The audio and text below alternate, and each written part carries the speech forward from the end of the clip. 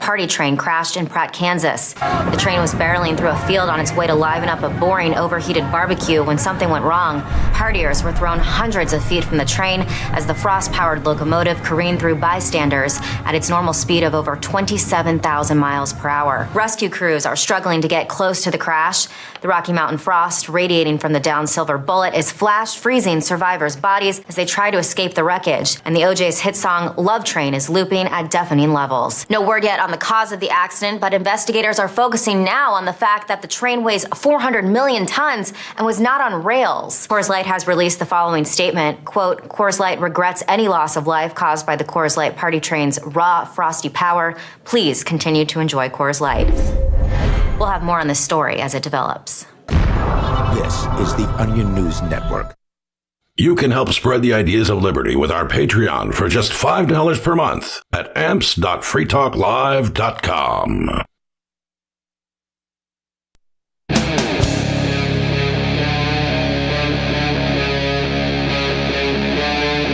Free Talk Live.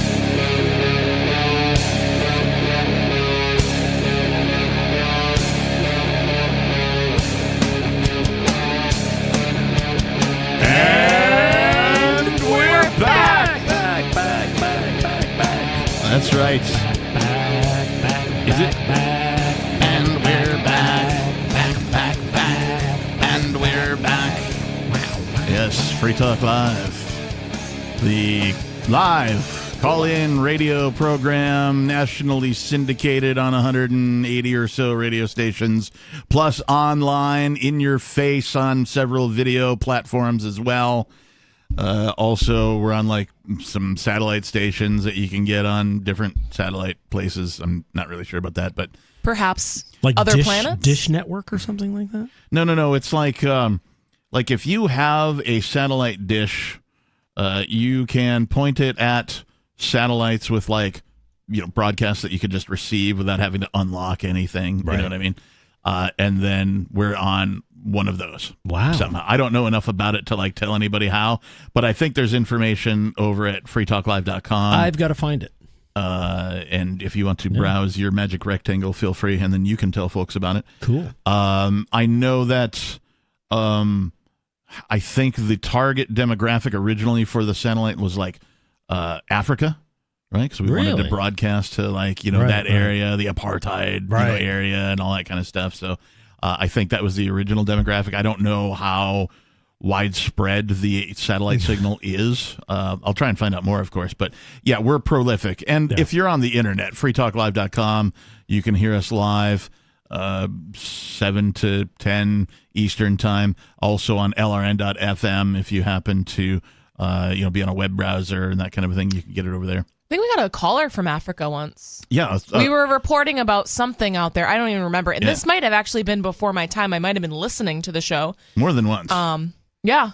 Yeah, we were whoever was on the show was reporting on a thing, and then somebody called in, was like, I'm from Africa, I'm from whatever area, insert area here, I'm from here, and this is happening in my backyard. Right. So it's kind of cool. Yeah. And that's what's really cool about a call-in radio show, is we can be talking about stuff, and people can call in and say, hey, I know more about this thing than you do, or I'm here live. So it's pretty cool. I wish that Kenyan attorney would call. The one who won, but he's not really an attorney. He's not really an attorney. Got a perfect score, perfect hit rate, if you will. Never admitted to the bar. Yeah, but perfect. Won 26 cases in a row. No attorneys even do that, right? So, yeah, that's pretty great. Let's see. Captain's log. What's the start date today? It's 10222023. In the studio tonight, it's myself, the authentic Lord Reverend Dr. Captain Kickass Buckshot Esquire, if you will. Joining me tonight, Steve Classic and Nikki. Nikki, Steve, and I are gonna rant here a little bit about midget wrestling. Oh, we are? Wait. Yeah. Did you guys go yesterday? We did, yeah. How was it? It was amazing. Give us a review. It's not wrestling. It's sports entertainment. Well, okay, yeah, it's micro something, micro wrestlers. They don't use the word midget in their advertisements. Well, I guess that's ableist or whatever word. Yeah, it's frowned upon, I guess. But then, when you get there, they're like, yeah, we're the midgets that are performing tonight. And the MC, there's a guy walking around with a microphone during the whole thing, like sort of MCing as the action is happening and sort of giving you the plot line of the story of like why these people are angry at each other, That's great. that kind of stuff. Is that normally how wrestling is? What is it? What'd you call it? Well, it's sports entertainment. Sports entertainment. Yeah, Steve's more experienced at watching like pro wrestling. I know. I Wasn't Richie Rich as well? He was a WWE guy. He's or a fan. Yes. Yep. Indeed. And it's very much like that, except smaller, obviously. Micro. Right?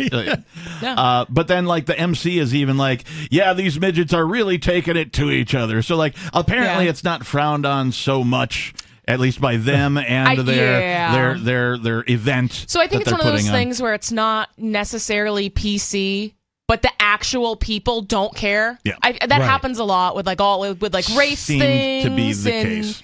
Yeah, that's usually how it is. And like, really, what I want to do, I just want to give these guys some kudos. They put on an entertaining show. Absolutely. Right? They're obviously trained in like acting and comedy.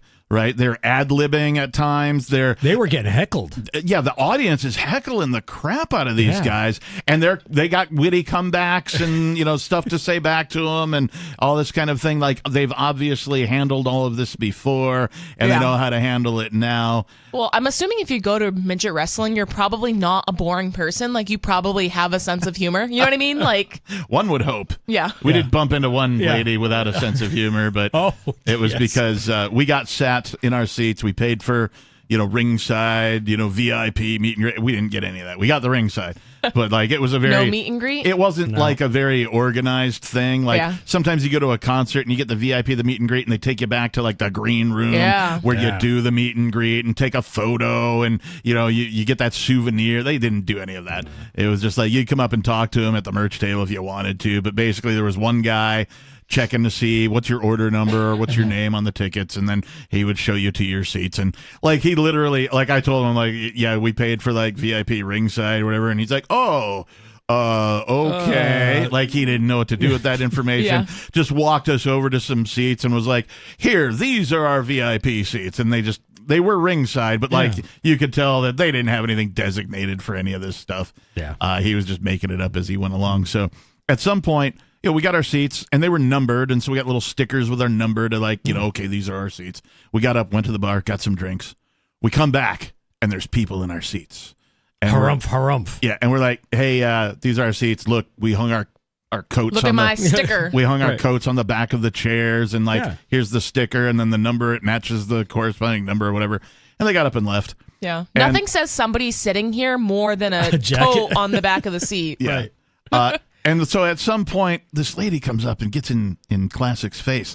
It's like, you're Mr. Liar, man. You're a big fat liar. Liar. Right? And I'm like, what the heck's going on? And he's like, she's saying that we stole her seats instead of they stole our seats or whatever. I'm like, well, send her to me if she complains, because I got the tickets, I got the receipt, I can prove that. I said, talk to my attorney over here. Yeah, so it was actually like, sorry, I'm not answering questions today, ma'am. So other than that, everybody was having a great time, right? The show was fantastic. The performers were like, these are some buff midgets, right? They're muscular. They work out. I was like, I'm pretty sure one of these guys could kick my ass, right? Because they're like. They're buff, you know. So we have a great time. The show goes on. Everybody else is having a great time. And it wasn't until we got outside of the venue where this lady comes up and again starts getting in Steve's face about, you're Mr. Liar, man, blah, blah, blah. And I'm like, hey, come over here. And I'm like, look, I blah, blah, blah. I paid for the tickets, et cetera, and so on. I got the receipt. And she goes, well, I got my receipt too. Right? And she'd been drinking. Did they not give her a different table? I don't know what happened. Like it seemed to me like she got up and went into like a whole other room with the first confrontation, like at ringside. So I don't know where they eventually sat. I don't know if they had VIP. Yeah. Maybe there was a green room I didn't know about, and she went and sat back in there and hung out with the midgets or something. I have no idea what happened. But the type of person that went to this event in Claremont, New Hampshire, generally sort of I don't want to say white trash, but like redneck type of people, right?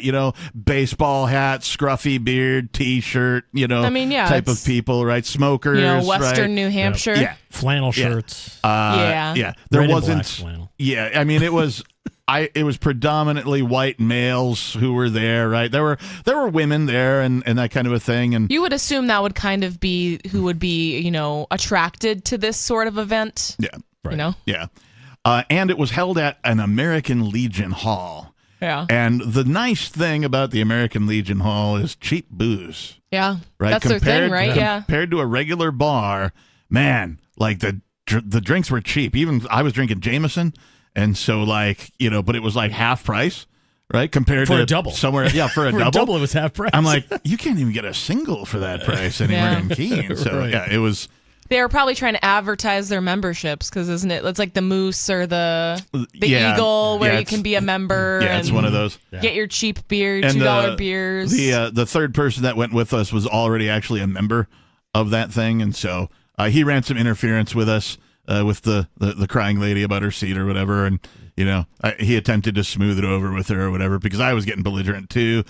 She was getting blah, blah, blah, and I'm like flipping her off in her face and great. stuff. Like, what are you gonna do, Wow. lady? While all this is happening, I'm like, I'm going out to the parking lot. I'm not gonna hang around here because you never know. She could just be on something and just snap. Yeah, Yeah. and it's New Hampshire. You never know who's armed and not. And, right. I hauled out of there. Yeah. So it was a minor incident, like all things considered, but you don't go to an event like this and not have other things happen besides the event.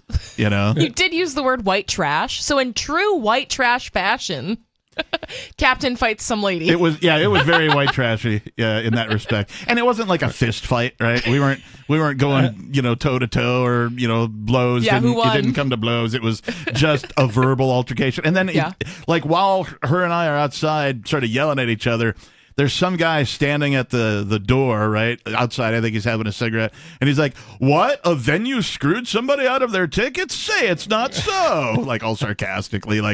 This happens frequently, apparently. Yeah. Well, while you were arguing with her last night, I was trying to think of the Mark Twain quote about arguing with an idiot. And I have it here. Never argue with an idiot. They'll only bring you down to their level and beat you with their experience. And that's precisely exactly what happened to me. Yeah, exactly. I was actually thinking of that. I was paraphrased, but I was thinking of that quote as we were driving home. Right. I'm like, never argue with any. No, that was just poor walk form, away. Captain. Yeah. But Jameson was talking. I had a sometimes great it's fun, time. I'm on a high. Right, you're at a wrestling event. Here's some crazy lady calling my friend a liar who's clearly not lying, right, about his situation. And I'm just like, don't call my friend a liar. Crazy lady. Crazy lady. So, crazy Claremont lady. There's a middle finger in your direction once again. That is a very Claremont thing, too. Just the area. For listeners who know the area, they're like, oh, yeah, I know that lady. I know 6 of those ladies, and they all live in Claremont. But she again, probably runs membership at the American Legion. Oh, maybe she does. Maybe, right, I don't know. We don't want that. These Is guys the thing here. about New Hampshire. It's such a small state, though, that you're going to run into that person again at some point. Yeah. Right? I'm sure. Yeah. Right? It's going to happen, and that's just how At the next time we go see midget wrestling. Yeah. Hopefully, it's at a different venue, though, because the only thing that, and it only happened one time, but the thing I was afraid of was the height clearance. I know this sounds like a thing that shouldn't be a concern at midget wrestling because the ring is smaller, the people are smaller, right? That kind of a thing. But the top of the ring was maybe a foot away from the ceiling. Right near those fluorescent Really? lights. Yeah. Like if they'd have got up on the top rope and dove the wrong way, they could have hit their head on the fluorescent They light couldn't or even whatever. hit that top rope. No, well, one of them got up on it, but had to they kind of had to adjust and crouch down. So we didn't see a lot of high flying acrobatics, but we did they still did the whole pick people up and slam them down and suplex. Yeah, all the wrestling RKOs, moves everything. and stuff. They were able to pull it off somehow, and instead of using the top rope, they used the middle rope or whatever. Yeah. So they were able to still do it, but I'm sure they were sort of physically limited, no pun intended, because of the height of the ceiling that was there. So, I made a mention, too, during the show because, they reach under the ring and pull out various devices to beat their opponents with, right? Yeah. Folding chairs and pool cue, serving tray. Garbage can, right? Here comes the aluminum, garbage can, and they're using it for all different stuff. At the end of the show, they auction this thing off. Really? Yeah, because like That's a good idea. I made mention of. I'm like, man, how many garbage cans do these guys go through?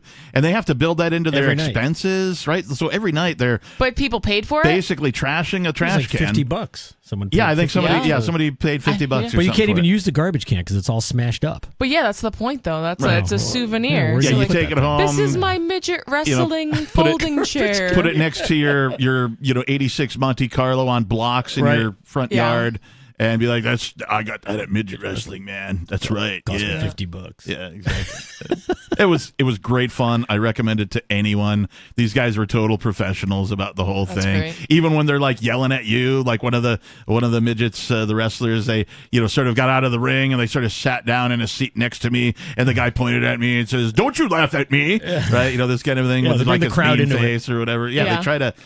They did a really good But job. I think the crowd brought themselves into it. Yeah. I mean, they were just heckling these guys, but they were coming back with them. It's as if coming they back. had been there before. or they know how to treat the hecklers. We were speculating about like, who are the plants, right? Oh, yeah. Because you figure they got to plant somebody. There was one guy in like, I don't even know, man, like old 70s striped slacks, but a Hawaiian shirt, like totally like. And I'm You're like, there's no way this is a real person. but no, I'm pretty sure it was. I think he was. Yeah, it turns out regular Claremont guy, I guess. There was this one lady. She's probably like 45, 50 years old. Before the show, they've got PA speakers. They're playing rock music, AC/DC, Guns N' Roses, Yeah. stuff like that. She's air guitar. She's air guitaring and singing every lyric. She's dancing and carrying That on is the whole probably time. just a drunk local. Probably And Because I we know a speculated, few of we're like, those ladies. We're like, she's got to be a plant I have been or that whatever. lady. And then we changed our mind as the night went on. We're like, Yeah. yeah, no, we think she's just a drunk local. Yeah. Yeah. Yeah. Yeah. Yeah. But it was funny. They had they used baking trays to hit each other over the head. Just little pans. Yeah, if you've ever worked at a pizza place, it's like the dough tray that you make the dough balls, put it in the refrigerator the night before or whatever. But these are cookie sheets. Yeah. Yeah. like from a little oven. Oh, yeah, that's funny. and they make big sound but hurt little. You know Yeah. what I mean? So Yeah. The which is easy bake kind of oven. right. no, they used full size sheets. Okay. They Ironically. smashed up pretty good though. So anyway, tonight I want to talk about this story from Zero Hedge. Peakless Mountaineers generally on top of this stuff. I believe he supplied us with this story today. Is a financial crisis already here? Yeah. Yeah. Wait, is that I a mean, question or is that a statement? It is a question here on Is- this headline, but it's followed with U.S. banks are closing hundreds of branches and laying off thousands of workers. Really? Oh. This has been it's been a bit of a slow burn. This hasn't just happened, right? And it's not like there's going to be one day, right? They're doing this a little at a time, right? The trickle down effect. Right. They can't Yes. have a Black Friday event at the banks, like people Right. waiting in line for Black Friday Right. to get their money. Right. And so they're just, a branch at a time, 50 employees at a time, that kind of a thing, near as I can tell. But let's find out. Authored by Tyler Durden. I know that authored by Michael Snyder, reposted by Tyler Durden. I know that there is a lot going on in the world right now. I just had to write about what is happening to our banks. High interest rates and chaos in the real estate industry are combining to put an enormous amount of pressure on our largest financial institutions. As a result, banks are getting very tight with their money.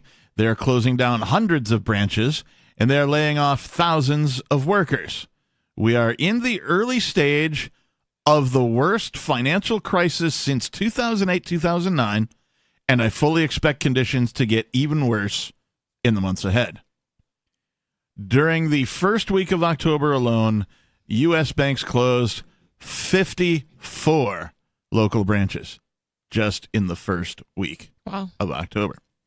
Major U.S. banks are continuing to close branches across the U.S., leaving an increasing number of Americans without access to basic financial services, unless they have the internet. Like That's a good point. the Go ahead. caveat here is like, Yeah. if you're a business, right?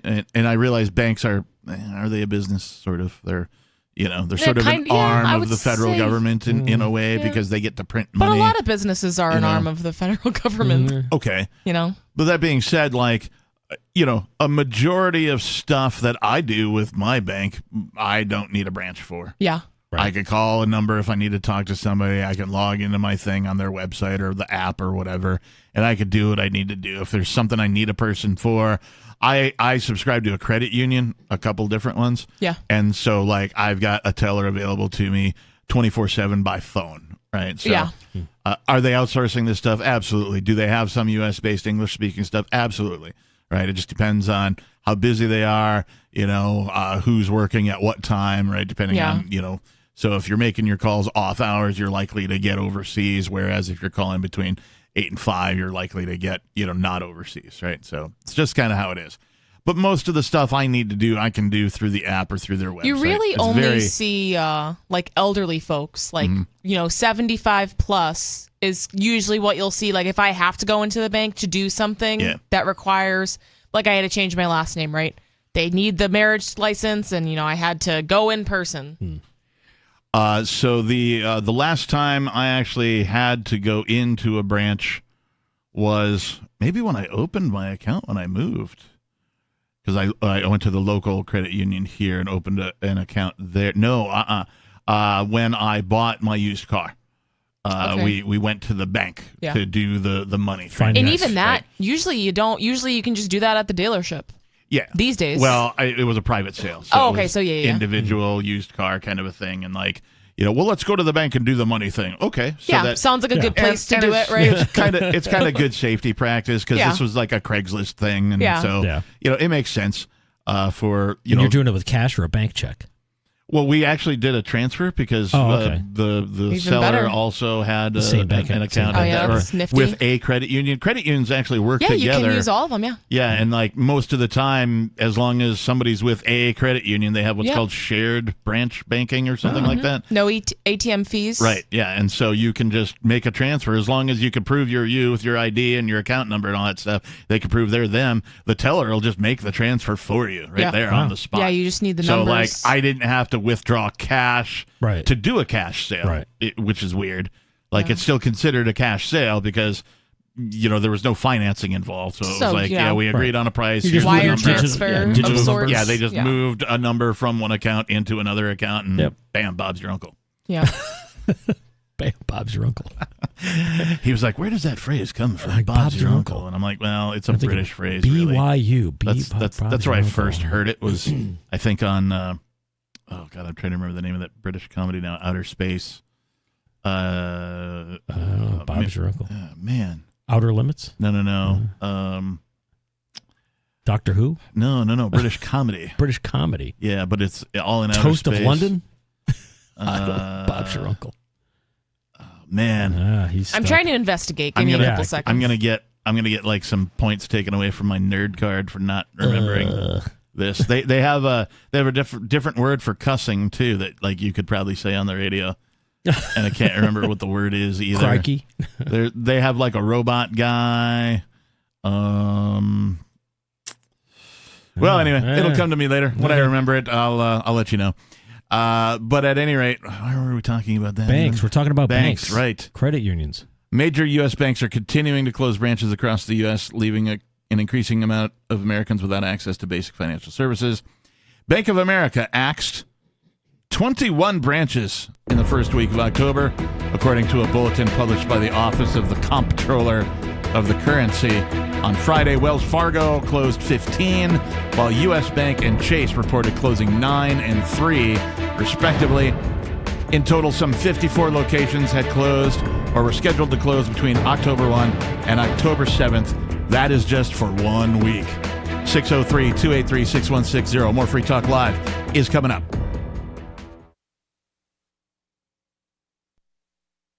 This hour of Free Talk Live is brought to you by Dash Digital Cash. Dash is the cryptocurrency designed to be used for spending. Rising fees have made Bitcoin useless for purchases, but Dash continues to have fees less than 1 cent per transaction, and its features ensure Dash is undefeated as the most useful cryptocurrency in the marketplace. From a technical standpoint, Dash transactions are irreversible, and its network is protected from 51% attacks by their Chainlocks technology. There's no need to wait for a confirmation before considering a Dash transaction complete, so it's great for merchants. Dash is one of the oldest cryptocurrencies and is widely available on exchanges, including the decentralized Maya protocol, and in multi-crypto wallets. It's easy to get and use Dash. Start by learning more at Dash.org. Big thanks to the Dash DAO for sending us 32 Dash per month to promote Dash on the air. Visit Dash.org to learn about Dash. Dash.org. From Feature Story News in Washington, I'm Nick Harper. A second UN aid convoy has entered Gaza, but the world body is warning it needs much more assistance to adequately help the hundreds of thousands of Palestinians in need. 14 trucks crossed over from Egypt into the Gaza Strip, adding to the 20 trucks that went in on Saturday.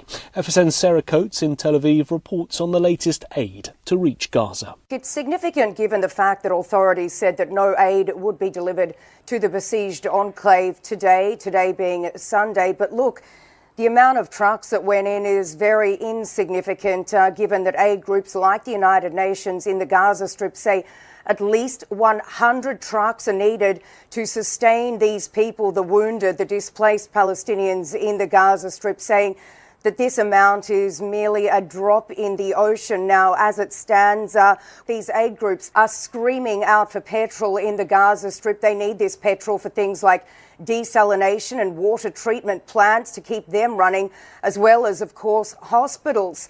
We are hearing now that hospitals are on the brink of collapse, with some reports coming in saying that some medical facilities are resorting to using vinegar instead of antiseptic. Washington is preparing to enter another week without a House Speaker after Republican nominee Jim Jordan was removed on Friday after losing 3 rounds of voting.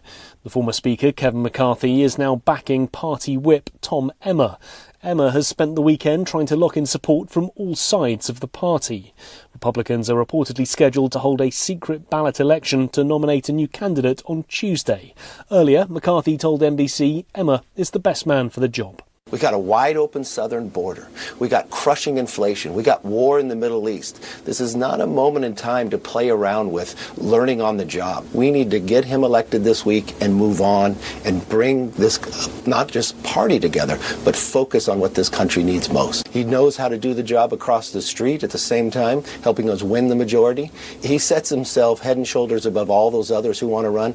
The president of a synagogue in the U.S. city of Detroit has been found stabbed to death near her home. Samantha Wall's body was discovered in a nearby park. Police have yet to identify any suspects. Detroit Mayor Mike Duggan said he was devastated by the incident. She was just a ray of energy that illuminated with whoever she was talking to or the room that she was speaking in front of. She really has left an amazing legacy behind. The U.S. State Department is advising American citizens not to travel to Iraq following recent attacks on U.S. troops in the region. The warning from Washington identifies terrorism, kidnapping, armed conflict and civil unrest as reasons to avoid the country. From Bureaus Worldwide, this is FSN. Yep, we still do email. Drop your email address in the entry box at freetalklive.com and you'll be kept in the loop with Free Talk Live.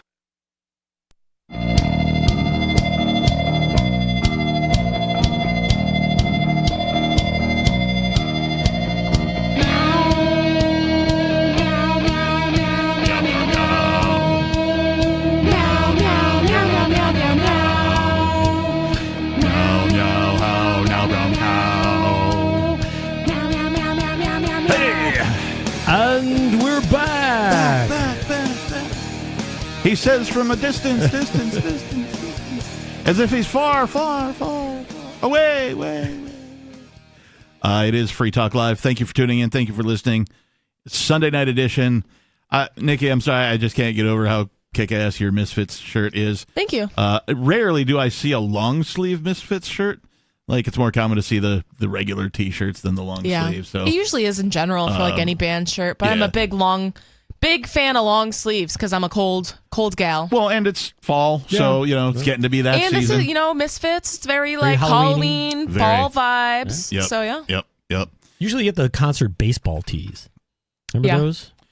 They're like the black sleeves with their white. Oh, yeah. Yeah, and then for a baseballs. while too, like the hockey jerseys were very, yeah. like even if you're like a band and you have nothing to do with hockey, but you'd have a band logo hockey shirt for sale on your merch table. Coincidentally, those are amazing to wear at concerts because they're very airy. So if you're getting all hot and sweaty, it's very good. Well, Captain, didn't a friend of yours in a band, they had the flannel shirts? Yeah, that's true. There's a Pearl Jam tribute band. One of my many friends named Steve is the singer of said band, so he plays the part of Eddie Vedder in that band. Jeremy Spokane. Anyway, they don't have. They probably do have T-shirts, but you could never tell. They have one of these rolling racks with like a bunch of shirts on hangers. And that's their portable merch booth, so to speak. So they set up a table, and they've got stickers and all that kind of stuff, too. But, like, this rolling rack is just filled with different flannels. And then on the back of it is either like a silk screen logo, or like iron-on some of the expensive ones are embroidered with their logo. Their band is called Washington Black, so if you're ever in the Seattle, Washington area, or sometimes they get outside of that area, the greater Pacific Northwest, they'll go all the way into like Idaho and all the way down to California, stuff like that. So if you're in that area, go check out Washington Black. They kick ass. But yeah, flannels, nothing but flannels, right? That's pretty funny. And like already, because they like Pearl Jam was a grunge band, people who come to see this tribute band of Pearl Jam are already sort of wearing flannels, and if they're not, then they buy one, and so it's almost like it's their uniform. That's so funny. Yeah, it's totally one of hilarious. the best wedding presents I got was a flannel that said "F the Feds" on the back. In it, I've seen you wear this, and I always smile whenever I see it because I wore it to court. It's very inobtrusive when you look at it until you get behind you and you see the and it's so funny thing, and I'm like, because even then it's very like inconspicuous because it has like the woodland, like the tree line, and it's very it's very rustic. Yeah. And then it's just like in nice cursive writing. Yeah. So does it actually say F or does it say the entire? It says the word. Oh, Yeah, okay. it says the word. Yeah, we can't say it. Yeah. You know. And I was very careful too. I'm like, don't say the real word. Hey, it is Free Talk Live, and well, it's a call-in show, so let's get to your calls and thoughts. We've got Dave Ridley from RidleyReport.com calling us. Dave, you're on Free Talk Live. I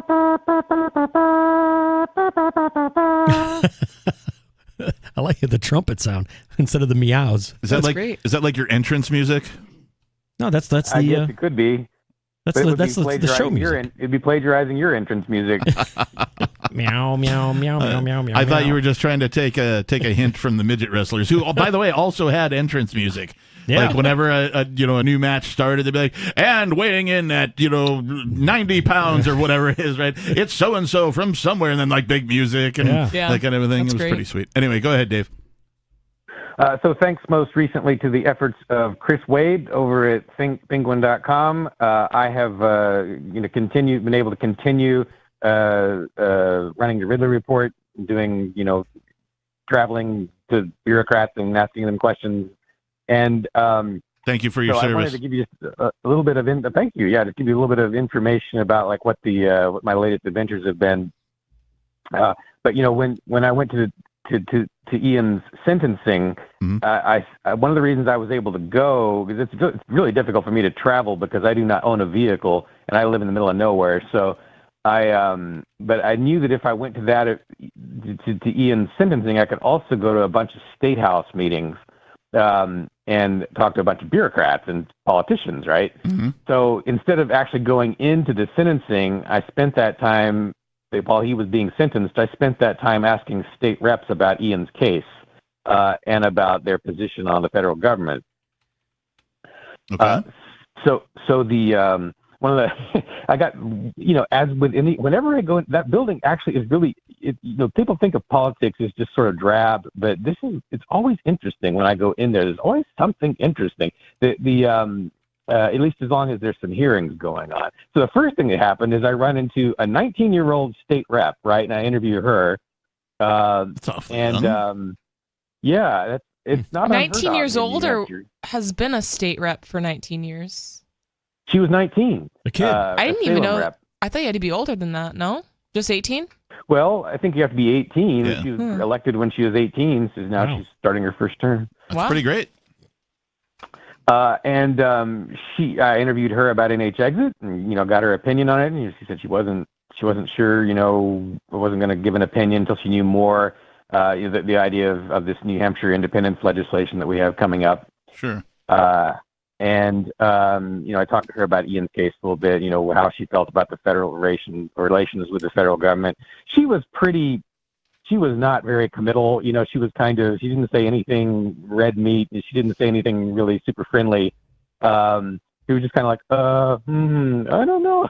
But you just have to watch it. She was, very professional. After I finished interviewing her, she just sat there and listened to me for 10 minutes, just talking about the case and about my concerns with the federal government. And that's not something I'll expect her to be doing in 20 or 30 years after she's burned out on this. But at least at this point, she is definitely was very much interested in listening to people, even though, I'm not one of her direct constituents either. So that was great.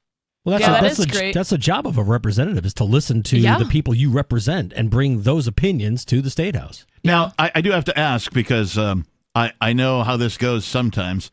Occasionally a person, at least me, in my experience, in a professional situation, I'll have a conversation with somebody about some tech that I kind of already know about, but they don't know that I know.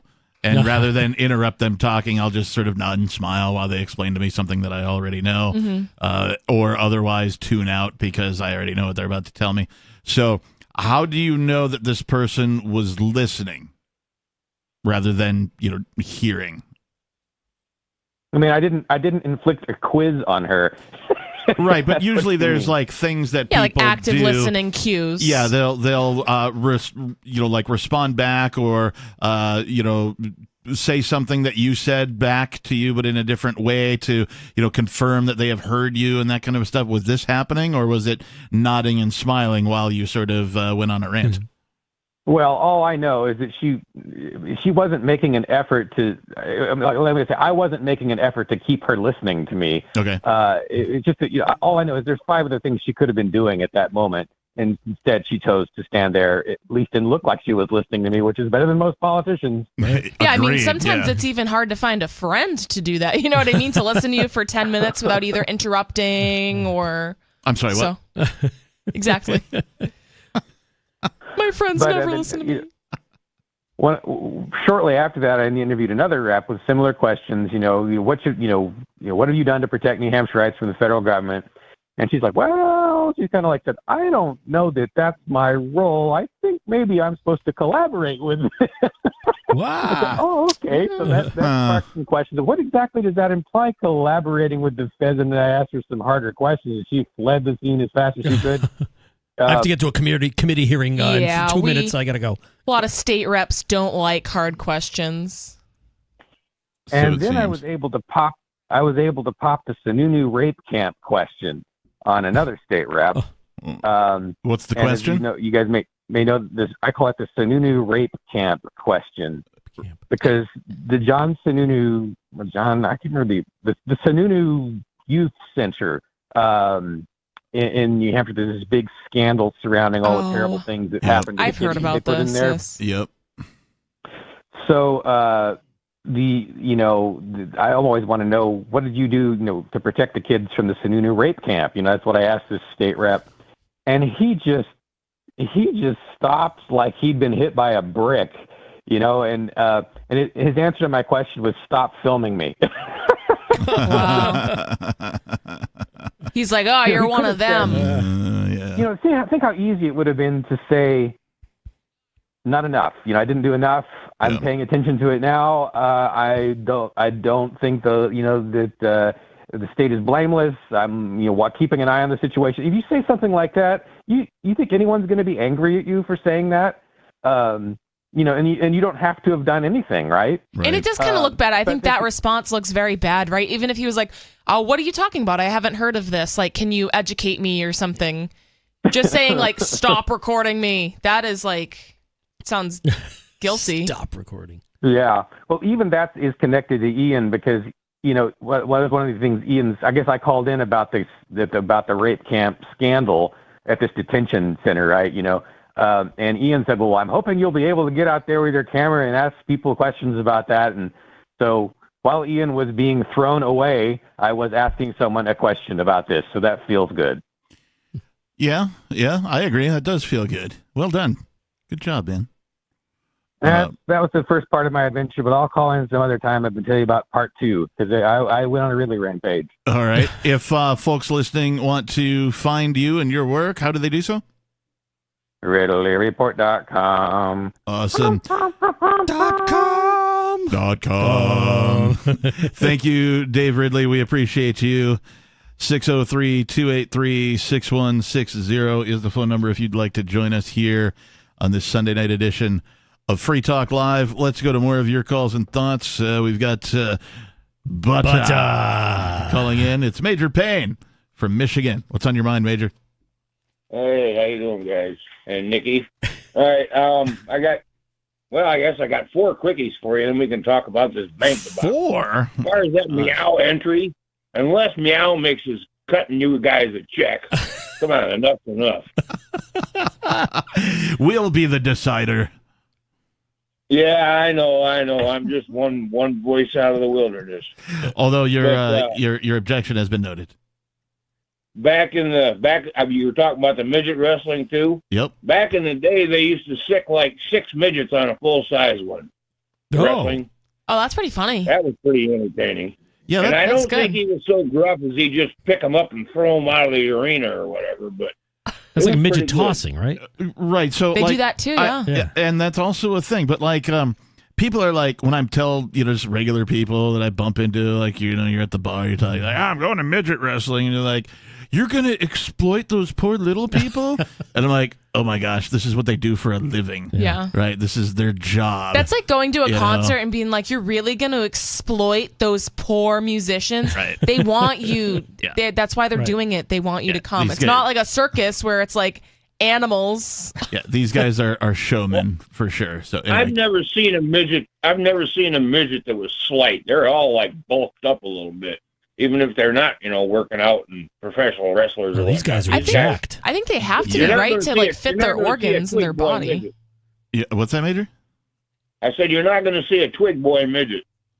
Yeah, I've never seen like a thin one, Yeah, but they're like usually at the pretty same time, beefy, yeah. like these guys were buff. I mean, toned, jacked up, like man. jacked up. Like if they're not doing roids, they're doing mini roids or something, right? I don't micro-roids. Micro-roids. At one point, the guy was like trying to do push-ups, and the other guy stood on his hands and was doing push-ups. Yeah, handstand push-ups and stuff. Yeah, I mean, cartwheels and backflips and lions and tigers and bears. Oh my, they're athletes for what they are. So there you have it. Yeah, well, the closer you are to the ground, the easier it is to do, somersaults and cartwheels and whatnot. And you ain't got to fall too far down if you knock you down either. But the other couple ones you guys were talking about, Mark Twain's quote about arguing with a fool. Yeah. I got the Webster's Dictionary of quotes here, and I think I'll probably trust that more than I will that thing you pulled off the internet. Twain said, "Never argue with a fool. Onlookers may not be able to tell the difference." Well, that's also that's another quote. Yeah. Yeah, that's another quote. Yeah. And the one you were reaching for is "Where's Bob Your Uncle Come From?" I'm pretty sure that was Benny Hill. That's not the one I was reaching for, but Bob's your uncle and Fanny's your aunt. Yeah, I know that. I know that they did use that at least on some of the British comedies. Benny Hill, Major, you're probably old enough to remember a British sort of a late night sort of show adjacent to Benny Hill called Dave Allen at Large. That doesn't ring a bell. I might not have had a station and got that back in the day. Yeah, that's all right. But yeah, it certainly is a British term, and I don't know the etymology of it, but if I have time, I'll look it up. Yeah, it's kind of a curious quote. Who the hell's Bob? I mean, I've heard jokes about, turning the guy with no arms and no legs and putting him out in the water. And, what do you call him? His name's Bob, right? Yeah. What do you call a guy with no arms and no legs who hangs on a wall? Art. Art. Yep. What do you call his father? I don't know. pop art. Pop. Anything else, Major? Well, as far as this bank debacle and them firing everybody, yeah, they're planning on getting this government crypto online. It's not crypto. Seems to me they're going to have to go rehire all the fools they just fired. Yeah, it's what the government's doing is not crypto. It's the CBDC. I just want to be clear to our listeners about that. I know you get it, Major, but like I don't want to confuse our listeners into thinking that the government is adopting crypto. They're not. They're trying to create a digital currency which expires. Which is different than a cryptocurrency. All right, a cryptocurrency has no one in control of it, whereas this would be controlled exclusively by the government. I think it was on PBS. I heard them pushing the narrative that if you got crypto, then the government could access your bank accounts, or if you got this government crypto, they couldn't access your bank accounts. They were trying to put a twist on it where it was security based, and we all know that's a bunch of horse feathery. It certainly is. The British comedy space TV series, I was thinking about Red Dwarf. Red Dwarf. Yeah, that did not come up in all of my searching. It's one of the, it's popular amongst, we'll just say the nerd crowd, I guess, cultural nerds, in the UK. Not technical nerds, right? So, like, if you mention stuff like, like Trekkies? Yeah, Trekkies, Star Trek, Star Wars people. Star Wars, Firefly, stuff like that. Red Dwarf frequently comes up as one of those that the nerds... Battlestar Galactica? Yeah, that kind of stuff. If you go to like a Comic-Con or something, there'll be somebody that used to be on Red Dwarf. There'll be people dressed up as characters from Red Dwarf at any of these Comic-Cons and stuff like that. So... There you have it. But that's where sounds like it'd be a good name for one of those midget wrestlers. Well, Bob's your uncle. Yeah. Bob's your uncle. Right back to midget wrestling. Let me know. Major, thank you for the call tonight. We appreciate you. 603-283-6160 if you'd like to join us. What do you call a guy with no arms and no legs and a pile of leaves? Russell. Oh. What do you call a guy with no arms? Or no, what do you call a girl with one leg longer than the other? Eileen. Oh my gosh. Wow. We are spiraling towards perfection here. What do you call a cow? A cow with two legs longer than the other two? I don't know. Lean beef. Wow. Yeah. What do you call a cow with no legs? Ground beef. Ground beef. That's right. Yeah. These are like dad jokes. These are totally dad jokes. Yeah, absolutely. 603-283-6160. So, where were we with regards to our show prep? I don't remember. Oh, we're talking about banks. The banksters. And how awful they are. Oh, they're shutting down branches and laying people off. A bunch of them just in 1 week. Branches have been closing at a frightening pace for quite some time now, according to the author. And this is what I alluded to before we even started reading this article, that these banks have been on sort of a closing branch and firing people, mission for some time. They're just not doing it all in once so that you don't get frightened. Right. They're trying to mitigate. They don't want a bank run. They, all this kind of thing. Right. So I'm not a financial advisor or an attorney, but if you're asking me what to do with your money, I might suggest you get it out of the banks and into something else. Yeah, literally anything else. Gold backs, maybe multiple different things. Gold, silver, copper, property, a tractor, musical instruments, rare art. I mean, anything that's going to hold its value will hold its value more so than the U.S. dollar at this point. So that's just, it's not financial advice. Just something I might say if you were to ask me. Friendly advice. Friendly. Just from the captain. What I might do in your friend, position. The captain. Friendly neighborhood captain. Unless you live under a rock, the story continues. I'm sure some people do. That's true. I'm sure that you have noticed this happening in your own local area. For many Americans, a trip to the bank is no longer just a few minutes away.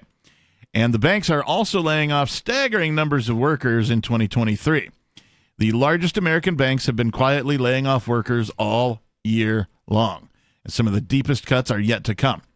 Even as the economy has surprised forecasters with its resilience, I don't think it really has. It's just all manufactured crap. Lenders have cut headcount or announced plans to do so, with the key exception being JP Morgan Chase, the biggest and most profitable U.S. bank. Pressured by the impact of higher interest rates on the mortgage business, Wall Street deal-making, and funding costs, the next 5 largest U.S. banks have cut a combined 20,000 positions so far this year, according to their own company filings. The banking industry is in trouble, big trouble, and this is happening at a time when economic conditions are steadily deteriorating. In fact, we just learned that the Conference Board's index of the leading economic indicators has now fallen for 18 months in a row.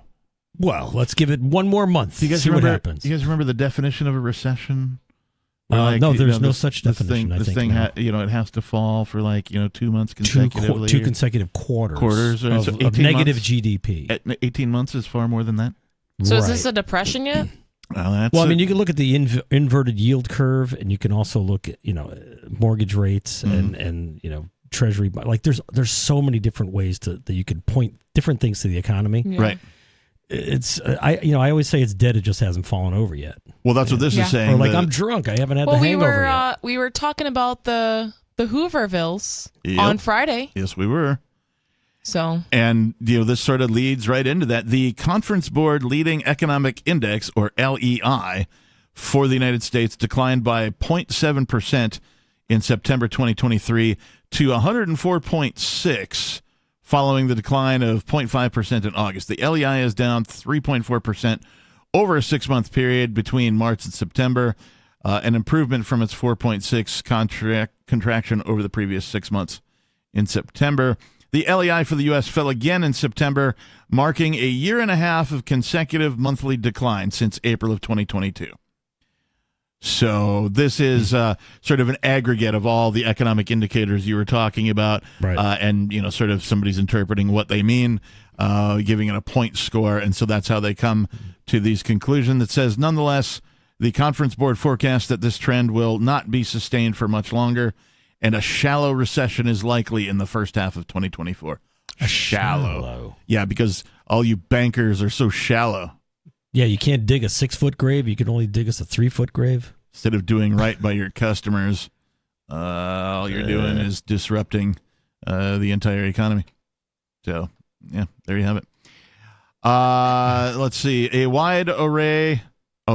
During the first 9 months of this year, the number of commercial Chapter 11 bankruptcies was 61% higher than it was during the same period a year ago.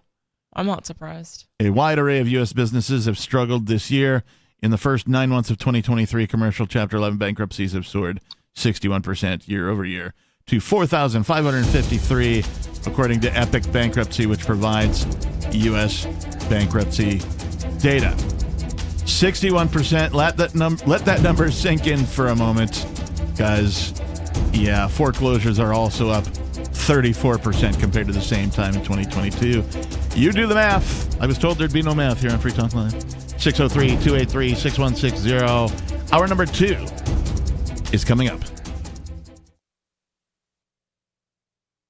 Gilman's Hardware is a local business with a very special story.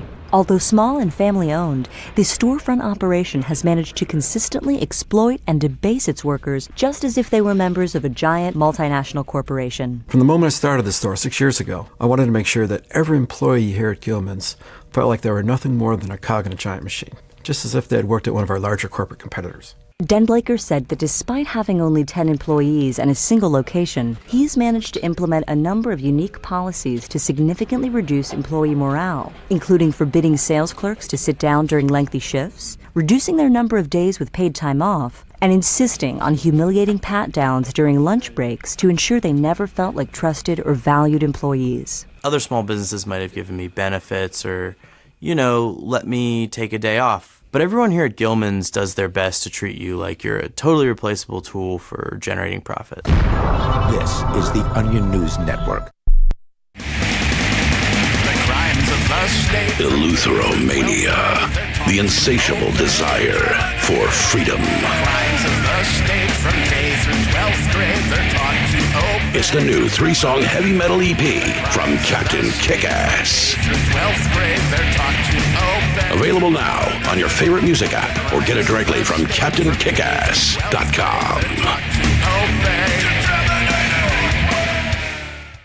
If you want to know the latest about Free Talk Live before we go on the air, all you need to decide is how you want it delivered. It's your choice. Visit news.freetalklive.com to receive our usually weekly news updates by email. Plus, we have a Twitter account at twitter.freetalklive.com, and you can follow us on the decentralized Mastodon platform at toot.freetalklive.com. So please follow us at toot.freetalklive.com and sign up for our emails at news.freetalklive.com. You're listening to the live edition of Free Talk Live. Hour number 2 is next after the news here on the Liberty Radio Network at LRN.FM. From Feature Story News in Washington, I'm Nick Harper. A second UN aid convoy has entered Gaza, but the world body is warning it needs much more assistance to adequately help the hundreds of thousands of Palestinians in need. 14 trucks crossed over from Egypt into the Gaza Strip, adding to the 20 trucks that went in on Saturday. FSN's Sarah Coates in Tel Aviv reports on the latest aid to reach Gaza. It's significant given the fact that authorities said that no aid would be delivered to the besieged enclave today being Sunday. But look, the amount of trucks that went in is very insignificant, given that aid groups like the United Nations in the Gaza Strip say at least 100 trucks are needed to sustain these people, the wounded, the displaced Palestinians in the Gaza Strip, saying that this amount is merely a drop in the ocean. Now, as it stands, these aid groups are screaming out for petrol in the Gaza Strip. They need this petrol for things like desalination and water treatment plants to keep them running, as well as, of course, hospitals. We are hearing now that hospitals are on the brink of collapse, with some reports coming in saying that some medical facilities are resorting to using vinegar instead of antiseptic. Washington is preparing to enter another week without a House Speaker after Republican nominee Jim Jordan was removed on Friday after losing 3 rounds of voting. The former Speaker, Kevin McCarthy, is now backing party whip Tom Emmer. Emmer has spent the weekend trying to lock in support from all sides of the party. Republicans are reportedly scheduled to hold a secret ballot election to nominate a new candidate on Tuesday. Earlier, McCarthy told NBC Emmer is the best man for the job. We got a wide open southern border. We got crushing inflation. We got war in the Middle East. This is not a moment in time to play around with learning on the job. We need to get him elected this week and move on and bring this not just party together, but focus on what this country needs most. He knows how to do the job across the street at the same time, helping us win the majority. He sets himself head and shoulders above all those others who want to run. The president of a synagogue in the U.S. city of Detroit has been found stabbed to death near her home. Samantha Wall's body was discovered in a nearby park. Police have yet to identify any suspects. Detroit Mayor Mike Duggan said he was devastated by the incident. She was just a ray of energy that illuminated with whoever she was talking to or the room that she was speaking in front of. She really has left an amazing legacy behind. The US State Department is advising American citizens not to travel to Iraq following recent attacks on US troops in the region. The warning from Washington identifies terrorism, kidnapping, armed conflict and civil unrest as reasons to avoid the country. From Bureaus Worldwide, this is FSN. With FSN Spotlight, I'm Simon Marks. Today remembering Sir Bobby Charlton, one of England's greatest ever footballers who died over the weekend at the age of 86. He was part of the World Cup winning England team in 1966 and throughout his career scored 49 times for the national side. But he played most of his football for Manchester United, 758 separate matches, scoring 249 goals. He was also one of the survivors of the air crash at Munich Airport in 1958 that killed 23 people, including some of Manchester United's brightest young stars. We had three attempts to take off, and the third time we went straight through the perimeter fence, and And the tragedy happened, you know, as a major crash, and then so many people were killed. Sir Bobby reflected on the disaster in that 2008 interview with the Manchester Evening News. There was a lot of feeling round for Manchester United at that particular time. They were the champions, they were pioneers, we were going into Europe, everything was great, all these marvellous youngsters. And then when the accident happened, there was a feeling for the club, and it changed the whole thinking of football at Manchester United at that particular time. In social media postings on Saturday, Manchester United simply published Charlton's picture with the title, "Words Will Never Be Enough." With FSN Spotlight, I'm Simon Marks. And the main news again. A second UN aid convoy has entered Gaza, but the world body is warning it needs much more assistance to adequately help the hundreds of thousands of Palestinians in need. Washington is preparing to enter another week without a House Speaker. The former Speaker, Kevin McCarthy, is now backing Republican Party Whip Tom Emmer. And the president of a synagogue in the US city of Detroit has been found stabbed to death near her home. That's Feature Story News. Nick Harper reporting. If you're a parent, chances are you know all about the Spooky Truth books, with subjects ranging from shadowy fraternal organizations to mind-controlling TV shows. Kids can't get enough of this series of short, scary children's novels. And Spooky Truth author K.L. Graves is joining us this morning. Thanks for having me. Now, my kids just love these books. In just 4 years, you've put out 25 books. It came from Tower 7, Curse of the Chemtrails, The Zionist Who Cried Holocaust. Now, this stuff has really been catching on. Over 40 million copies sold, so many bestsellers out there. I've been thrilled. Before this series, I was self-publishing pamphlets and handing them out on the train. Now I get emails from teachers and parents all the time telling me that my books are all their kids can talk about. Oh, well, it's true. My son used to hate to read. Now he's holed up in the basement with these Spooky Truth books all day and night. Says he never watches TV, doesn't even want tap water anymore. He just loves reading so much. This is the Onion News Network. Got Telegram? You can follow our channel there and discuss show prep with other listeners at telegram.freetalklive.com.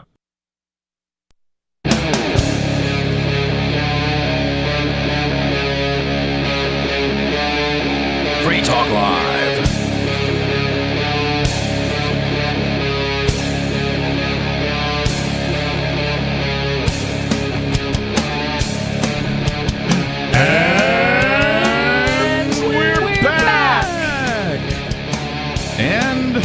We're live. And we're free. We're live. Well, I'm expensive. Oh. But you can listen for free over at freetalklive.com or on your favorite radio station. We're on, 180 or so radio stations. So Free Talk Live is the name of the show. The telephone number, if you want to call, 603-283-6160. That's 603-283-6160. In the studio tonight, it's me, Captain Steve Classic, and Nikki. Before we go on, I want to say thank you to Steve Smith. Steve Smith is a silver level amplifier. What does that mean? Well, that means Steve likes the show enough, wants to see the show get on more radio stations, get the message of freedom out to more people. Like I said, we're on like 180. We could be on 200, 250, 300, 350. None of that's out of the question. Steve Smith gives us $5 a month to advertise, market, promote, and support Free Talk Live, or AMPS, as we like to call it. You can find out all about the AMPS program over at amps.freetalklive.com. It's a Patreon type of setup over there. So once you start contributing, there are some little perks, benefits, if you will, of being an amplifier. We only ask for $5. You can give more, and if you do, there's different levels of, perks and stuff that you get for that. And the captain will read your name on the air. Yeah, eventually. I never actually mentioned that as one of the perks, but one of the things that you get for being an amplifier is that we say things like, thank you to Steve Smith for being a silver level amplifier tonight. That's why I'm an amplifier, and I've been waiting. I'm just kidding. I'm not. Are you an amplifier, really? I'm not. No. Not on that list. No. All right. I own amplifiers. I have contributed previously before the Patreon setup, but it was under a different name. I'm amplifying right now. Now it's sweat equity. Yeah, exactly. Yeah, I'm now putting in the hard work. Captain does plenty. Yeah. So gets here early, leaves late. Anyway, you can find out more about the AMPS program, amps.freetalklive.com. Thank you again, Steve Smith, for your support. We appreciate you. So we're going to segue off of the fact that there's a new economic crisis and that it's here. The author of this article thinks that things are going to get a whole lot worse. So he says to enjoy these last few days of relative stability while you can, because war in the Middle East will soon plunge the entire global economy into a state of great turmoil. I posted this article to all of our social medias, so if you want to read it yourself, feel free. I know the article said that interest rates are high right now. They're actually historically normal right now. Not for mortgages, they're not. What? Mortgages are 8%, bro. Right. That's high. No, that's not. Historically, that is not very high. So I think they just abruptly jumped up there. So I think that's why people are really like, whoa. But I know one of our neighbors was like, well, who cares? Because we were like, oh, yeah, the interest rate, though. And he's like, who cares? When I bought this house in 1980, the interest rate was like 12 or 14%. Right. So yeah, the 80s, I remember, geez, like... Yeah, but the value of the dollar was through the roof compared to today at that interest rate. Right. But I think rates have been kept artificially too low. Money's been too cheap for Wall Street to get money. Mm-hmm. And now there, the corporate debt restructuring, they have to restructure debt every 2 years. So during the pandemic, all these corporations loaded up on debt and they bought it cheap. Well, it's gonna come due to being reserviced at a higher interest rate, and they're gonna go, oh, we can't do that, and then and let's not forget the corporate. I'm trying to remember the term for it. It's all of the office space that commercial real estate. Yes, thank you. All of the office space that has not since COVID. They're like, oh, well, we discovered we can do all this work from home with all of our people, and we don't need to keep this large office. We don't need to pay this lease anymore. So all of that stuff is about to come due. And they want to turn those into apartments. So it's like, oh, this is perfect for your C40 or 15-minute city. You're right. You just, put them all in those high-rise apartments. Yeah, so that's on the brink as well. Fueling further speculation of a financial collapse. Mm-hmm. We've been talking about on Free Talk Live, a number of hosts have been talking about how it's not a question of when or if, but a question of when. Yeah, right. It's not a question of if, but a question of when. Math says that, because we've entered the fiat phase of the empire, that financial collapse is inevitable. Right. Open a history book. Every empire in history that has collapsed has had a financial collapse. And they got to take us to war. And the financial collapse begins usually soon after they move to completely fiat currency, when their currency is no longer backed by anything. Has it happened in the past? Oh, a bunch of times. Every empire. I didn't know that. I thought everybody always used like gold or silver or something real. Go look at Rome, and they're like the shining example of turning to fiat currency, right? They had gold coins, but they started shaving little bits off of them and making more coins out of those little bits, but spending them as if they were worth the same amount of money, right? And then eventually, that really doesn't make sense. And then That's like worse than the dollar. They started coating things like wood or other metals that weren't valuable at all, or rocks or whatever they could, coating them with gold and then passing those off as gold coins when they really weren't. Right. It's kind of like original silver coins, right? And then they just put nickel plating and copper, and right. now it's even a zinc penny. Yep. The pre-1982 they were made of 100% copper, so a pre-1982 penny is probably worth about 3 cents right now in terms of copper value. Yep. But I don't know. Can I say this? I needed washers. Oh yeah, to put some screws with a washer. Like the washers are 5 cents, so you just drill through a zinc penny. Yeah. Use it as a washer. Use it as a washer. Yeah, I remember growing up. My aunt and her pool, she had like the liner.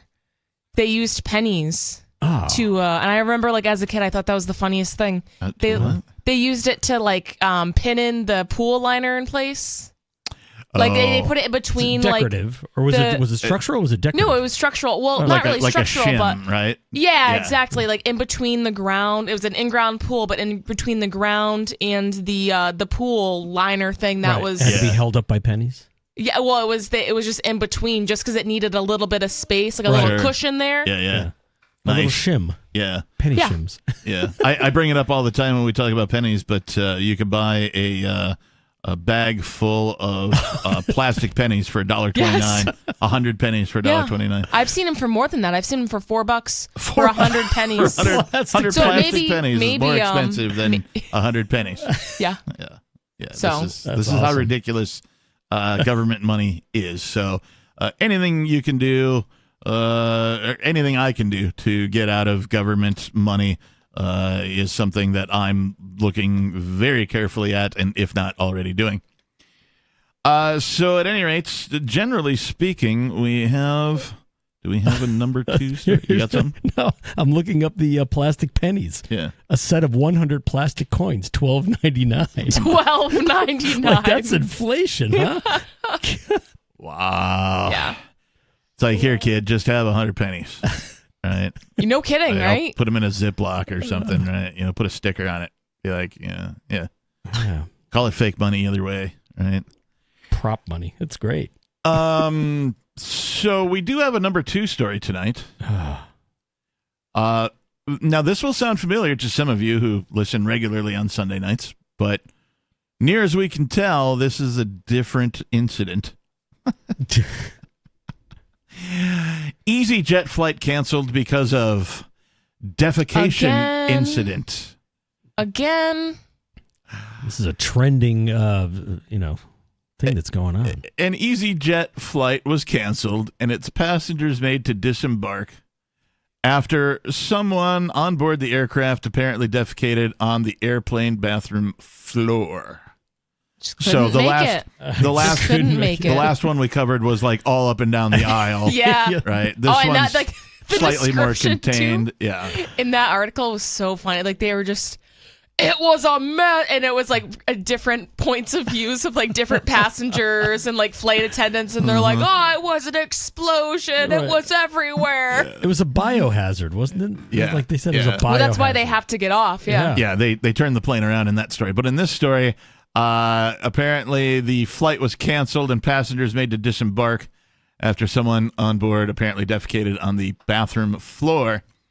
The flight on Sunday evening from the Spanish island of Tenerife to London Gatwick had already been delayed by several hours. Aaron Gaidu, a passenger on board, told CNN Travel that the flight had already run into trouble pre-departure when the scheduled plane was switched out for a smaller aircraft, meaning some customers were turned away at boarding. Those who did make it on board 2 hours after the scheduled departure then had to wait on the ground for more than an hour while bags were offloaded because of the aircraft being overweight. As the delay extended, the atmosphere on the packed flight was characterized by suspense and anger, Gaidu said. EasyJet planes, as they are, just aren't very comfortable. It's just a basic seat with okay-ish legroom, so everyone was just a bit tense, he said. Then, the pilot finally gave the all-clear, and he said that it'll be about 20 minutes until departure, recalled Gaidu. And that's when the incident happened with the defecation. The incident. I love that. When I was in doing heavy metal bands in the Seattle area, one of the things we'd say was like we're interviewed by people, local rags or that kind of a thing. They're like, well, tell us about some of the. Well, we can't talk about that because we haven't been let back in there since the incident. It's the incident. And they're like, oh, what's the incident? We can't tell you. Right? It's just this fictitious thing that nobody knows anything about. The incident. Yeah, the incident. Anyway, so that's when the incident happened with the defecation. A very uncomfortable experience is the quote. They have a picture of some planes here that are unrelated to anything we've talked about. Gaidu said he was seated in the middle of the aircraft, but saw 2 passengers visit the front airplane bathroom. Then word spread that someone had defecated on the bathroom floor. An unpleasant smell followed. An unpleasant. I don't rate these things. I just read them to you. Wow. No one was happy about this situation, said Gaidu, but he says most believe the incident was an accident. I mean, quote unquote, like when your kid, wets his pants or whatever. Like, Mommy, I had an accident. Yeah.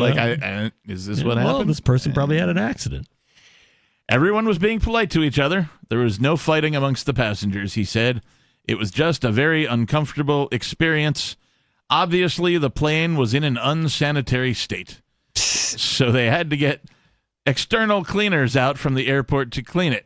So that's when the stairs reconnected and the cleaners came on to deep clean the flooring. Wouldn't it be funny if they it caused a fight? And they're like, who did it? And they're like trying to figure out, and they're like all trapped on the plane until it lands or whatever. There's a brawl. Yeah. It was you. It was you, wasn't it? Mr. Hanky. Gotta get these turds off my MFing plane. Right? Little Sam Jackson in there. Yeah. According to Gaydu, passengers remained in their seats during the cleaning process. Yeah. Afterward, the captain, not me, the captain of the aircraft told the plane's occupants they would have to disembark in an announcement captured on video by another passenger, Kitty Streak. That's Kitty Streak with 2 E's, no A. 2 E's. Wow. Who shared the video on Twitter. It was very frustrating, Streak told CNN Travel. We obviously can't prove whether the person simply had an accident or if they had done this out of anger for the delayed flight.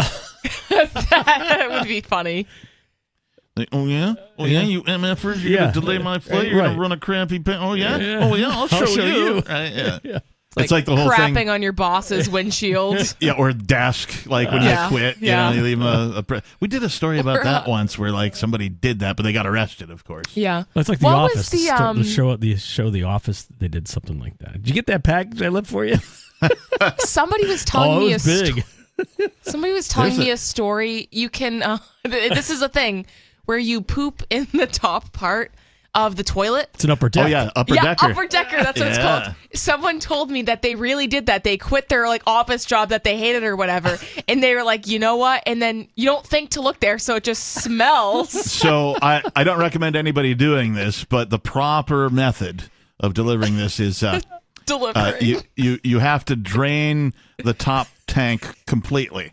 So if you don't know this? If you don't know how to do this, I've been told. Don't ask. All right. So I've been told. I saw it on the internet. Yes, that's what it was. I've seen it on the internet. So what you have to do is you have to drain the tank. Like, it's easy to do if you know how to do it. Like you flush the plunger, toilet, right? but you get the plunger you push the plunger down before the tank fills. Yeah. And then the tank is empty. Then you leave your business in the empty tank and just put the cover back on. Yeah. So it sits there and stinks. Right? Because if you do it in the water, it's not going to, you know what I mean? Yeah. The water is going to kind of cover it up a little bit or whatever. So you have to empty the tank first, then take care of your business, then, make sure the tank is empty, then put the lid back on, and then the next person who goes to use the toilet, if there's already water, it might flush or whatever, but it's going to create a thing. And you're like, what's going on? And you've been upper decked. Wow. Yeah. Oh, man. Would you like to have a disclaimer saying that you do not recommend that you do this at home? I said that at the beginning, but Okay. yes. Your disclaimer applies at the end as well. Okay, good. You do whatever you like. Your mileage may vary. Now I've got to add to the show notes how to perform the upper deck. Another good one. But you can't do that on a plane because I think those things, there's no... No, it's like a just space toilet. Yeah. Yeah, that's true. It's the loudest noise ever. That's why he had to do it on the floor. Didn't want to flush it. So noisy. He was like, can't do the upper decker. I'll do the lower decker. the decker. The deck. Yeah, just... the decker. Oh, my gosh. Oh, that's great. It was very frustrating, Streak told CNN Travel. We already read that. It was another 30 minutes or so before passengers deplaned, according to Gaydu. He said he was put up at a hotel overnight around a 45-minute drive from the airport before boarding a specially scheduled rescue flight the following day. They could have swam from that island to London. Jeez. No word. How many hours did they spend on the ground? And hours and then 45 minutes to a hotel. And no word on the condition of the bathroom on the rescue flight. EasyJet confirmed the initial delays of flight EZY-8054 on October 15th occurred due to safety reasons, quote unquote. Some bags were offloaded to be carried on the next available flight for safety reasons due to the aircraft being overweight. It said in a statement, the flight was subsequently delayed overnight due to the aircraft requiring additional cleaning. The statement continues, we provided hotel accommodation for all customers. However, as there was a limited nearby hotel availability in the area, we also advised any customers who booked their own that they would be reimbursed. The safety and well-being of our customers and crew is blah, blah, blah, blah, blah. I really hate these statements. I'm going to read it just so y'all know. Like, it's corporate speak. It's just so, it makes me sick.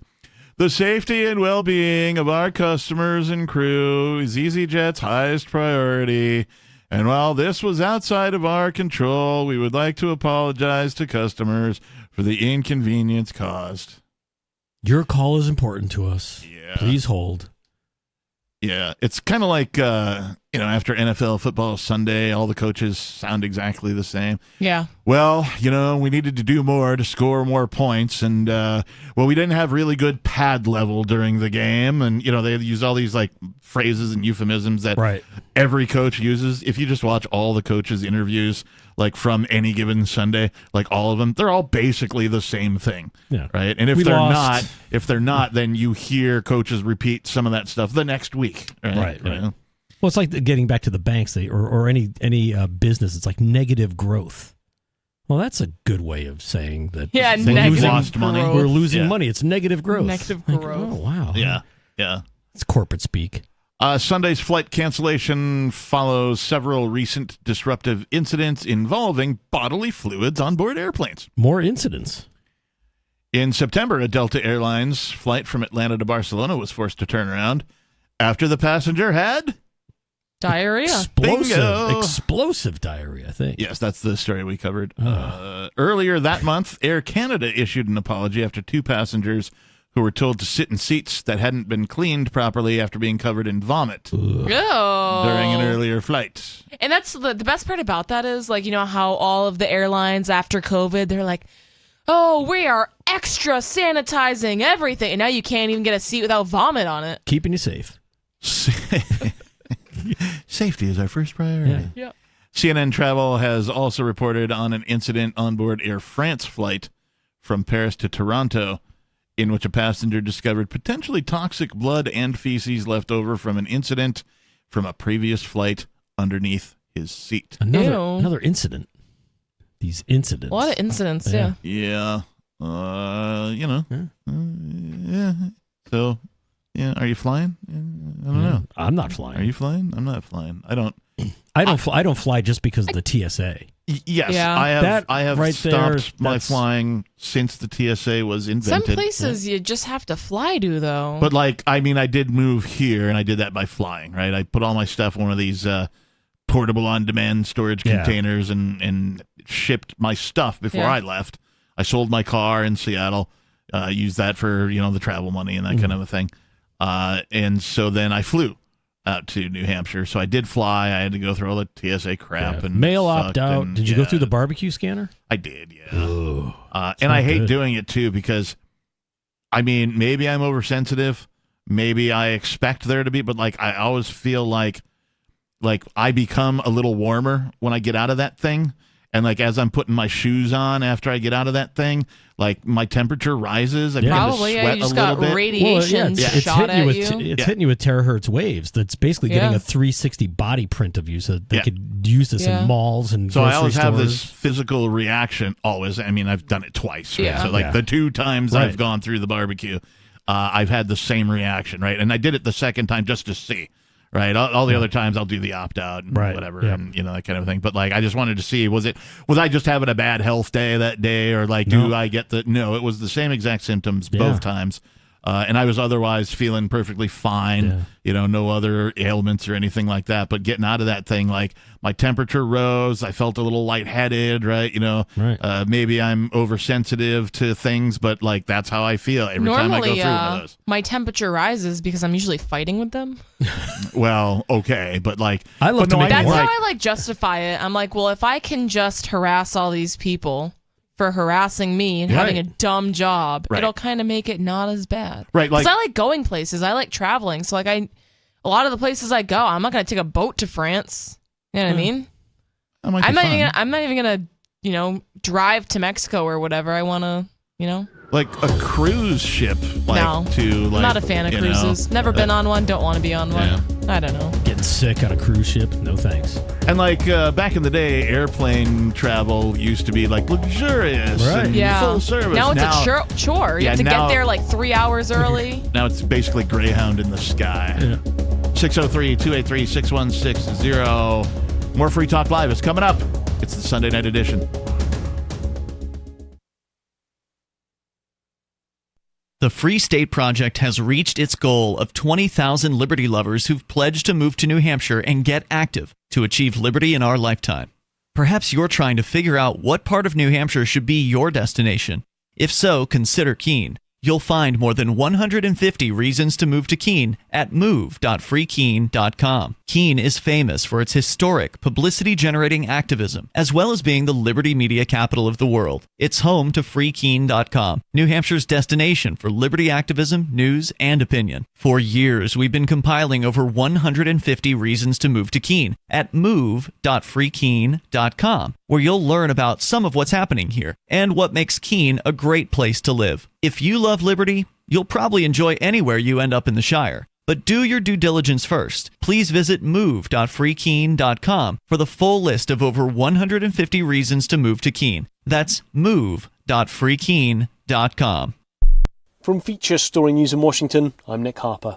A second UN aid convoy has entered Gaza, but the world body is warning it needs much more assistance to adequately help the hundreds of thousands of Palestinians in need. 14 trucks crossed over from Egypt into the Gaza Strip, adding to the 20 trucks that went in on Saturday. FSN's Sarah Coates in Tel Aviv reports on the latest aid to reach Gaza. It's significant given the fact that authorities said that no aid would be delivered to the besieged enclave today being Sunday. But look, the amount of trucks that went in is very insignificant, given that aid groups like the United Nations in the Gaza Strip say at least 100 trucks are needed to sustain these people, the wounded, the displaced Palestinians in the Gaza Strip, saying that this amount is merely a drop in the ocean. Now, as it stands, these aid groups are screaming out for petrol in the Gaza Strip. They need this petrol for things like desalination and water treatment plants to keep them running, as well as, of course, hospitals. We are hearing now that hospitals are on the brink of collapse, with some reports coming in saying that some medical facilities are resorting to using vinegar instead of antiseptic. Washington is preparing to enter another week without a House Speaker after Republican nominee Jim Jordan was removed on Friday after losing 3 rounds of voting. The former Speaker, Kevin McCarthy, is now backing party whip Tom Emmer. Emmer has spent the weekend trying to lock in support from all sides of the party. Republicans are reportedly scheduled to hold a secret ballot election to nominate a new candidate on Tuesday. Earlier, McCarthy told NBC Emmer is the best man for the job. We got a wide open southern border. We got crushing inflation. We got war in the Middle East. This is not a moment in time to play around with learning on the job. We need to get him elected this week and move on and bring this not just party together, but focus on what this country needs most. He knows how to do the job across the street at the same time, helping us win the majority. He sets himself head and shoulders above all those others who want to run. The president of a synagogue in the U.S. city of Detroit has been found stabbed to death near her home. Samantha Wall's body was discovered in a nearby park. Police have yet to identify any suspects. Detroit Mayor Mike Duggan said he was devastated by the incident. She was just a ray of energy that illuminated with whoever she was talking to or the room that she was speaking in front of. She really has left an amazing legacy behind. The US State Department is advising American citizens not to travel to Iraq following recent attacks on US troops in the region. The warning from Washington identifies terrorism, kidnapping, armed conflict and civil unrest as reasons to avoid the country. From Bureaus Worldwide, this is FSN. Our Matrix server is about as free as internet chat can be. Join the existing rooms or create your own at chat.freetalklive.com.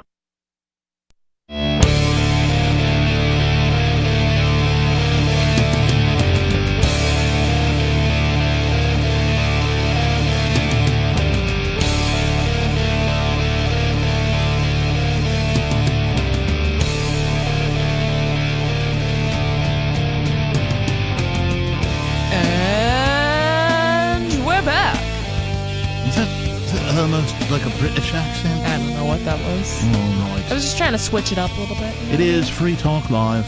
Free here Talk on the Live. BBC. No, it's not. And Bob's it's your not uncle. The BBC. Bob's your uncle. And Fanny's your aunt. Fanny's your aunt. Do they Aunt say Fanny. aunt or aunt?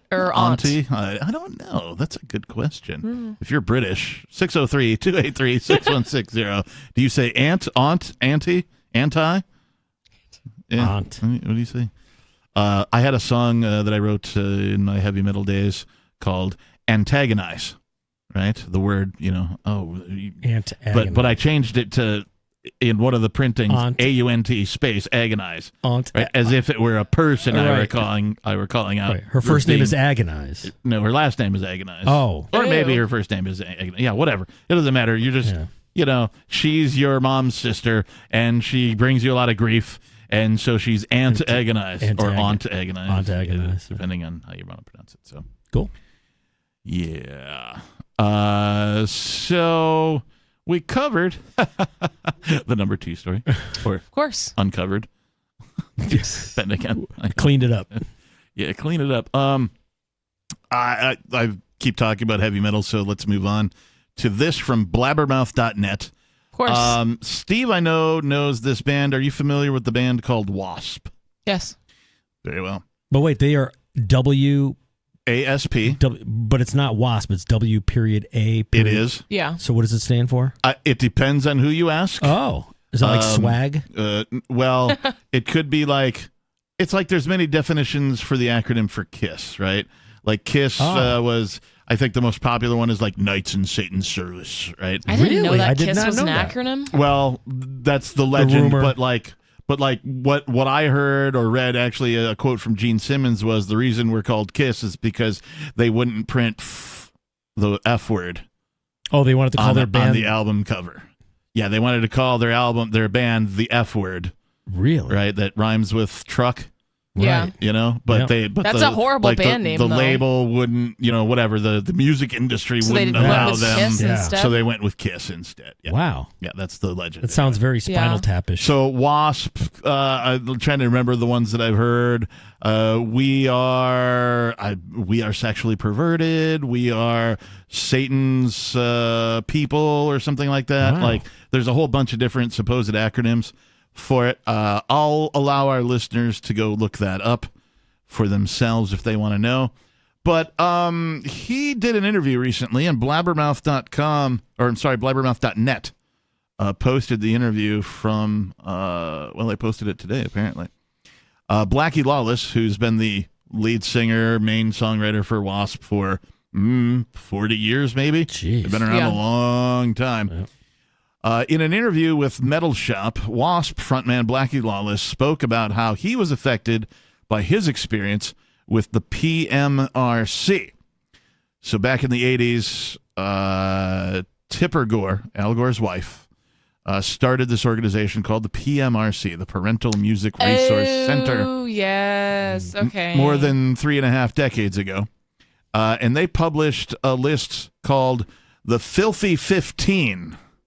This list consisted of the top 15 songs they wanted to ban due to objectionable lyrics suggesting, in their opinion, violence, sex, drugs, alcohol, or the occult.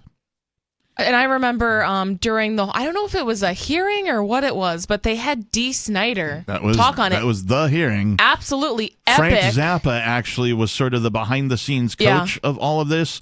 Which and makes he sense wrangled because up. he's such like an evil genius, right? Totally is. Like, yeah. And he wrangled up people like Dee Snider and Blackie Lawless to take part in the congressional hearings about this. I didn't know that Blackie Lawless also like spoke at the hearing. I just saw the Dee Snider video. In the Dee Snider video he was so well spoken. I was very impressed. Oh yeah, Dee did a great job. And like no one's. I mean, he goes on stage, with the makeup, and it's Twisted Sister. Like you don't expect that from them. But he was very well spoken, and it was great. What sucks about Dee Snider is he did all this stuff to stand up for free speech, particularly in music, to stand up against this obviously political shaming, blackmail, whatever you want to call it, blackballing, right? Attempt at censorship, attempt at taking away your rights to listen to whatever the heck you want to listen to. He did such a great job at that. Fast forward a few decades later, when he's all fat and sassy and rich, sitting on his ass in his mansion, here comes COVID, and he's all, "No, you guys got to mask up. Go get your shot." So many I'm not musicians going to take did that. it with you not getting your shot. Right? Yeah. So many musicians did that. I mean, Rage Against the Machine. Oh, I know. It's so disappointing. Total sellouts. They're now the Machine. Rage for the Machine. Right. So at any rate, the PMRC, which was Tipper Gore's organization, published the Filthy 15, and they petitioned for lyrics to be printed on the album jackets, and they said no one was safe. Heavy metal acts were right there alongside with regular pop stars. AC/DC, Madonna, Motley Crue, Judas Priest, Prince, Wasp, Merciful Fate, Vanity, Def Leppard, Cyndi Lauper, and Twisted Sister all made the Filthy 15 list. Even Cyndi Lauper? Yeah. For what? For what song? You go look it up. Well, in November of 1985, the RIAA, also a very hated organization known as the Recording Industry Association of America, agreed to put parental advisory explicit lyrics labels on selected releases at their own discretion. So basically, voluntary. Well, somebody said, "Okay, RIAA, you put these stickers, right?" This thing backfired. Because then that became the cool thing. It increased sales, right? Yeah. So like if you wanted to sell more records, you put parental advisory explicit lyrics, even if there were none, right, on your album, and it would sell more than it would had you not. So you didn't even have to. It was voluntary. Swears. It was voluntary, but even if you had the cleanest record in the world, you put that on there, people would buy it. Well, and depending on what genre, right, and like who your target audience is. If your target audience is teenagers and young adults, then throw it on there. So the reason I'm bringing this particular article in today is because, we've heard Dee Snider's, version of, how it affected him and how he got into it. We've heard Zappa's bit about it. We've heard, I can't remember who else it was, somebody from maybe Judas Priest piped in at some point. But I've never heard anything from Blackie Lawless until now. I have not. About, what his perspective was. He says, "We were too young to really understand what it was all about, but they quickly put us in the eye of the hurricane, and then all kinds of bad things started happening. Death threats, getting shot at, and all that," Blackie told Metal Shop. "We became educated very, very quickly. I think I was in Indiana. I think it was Indianapolis.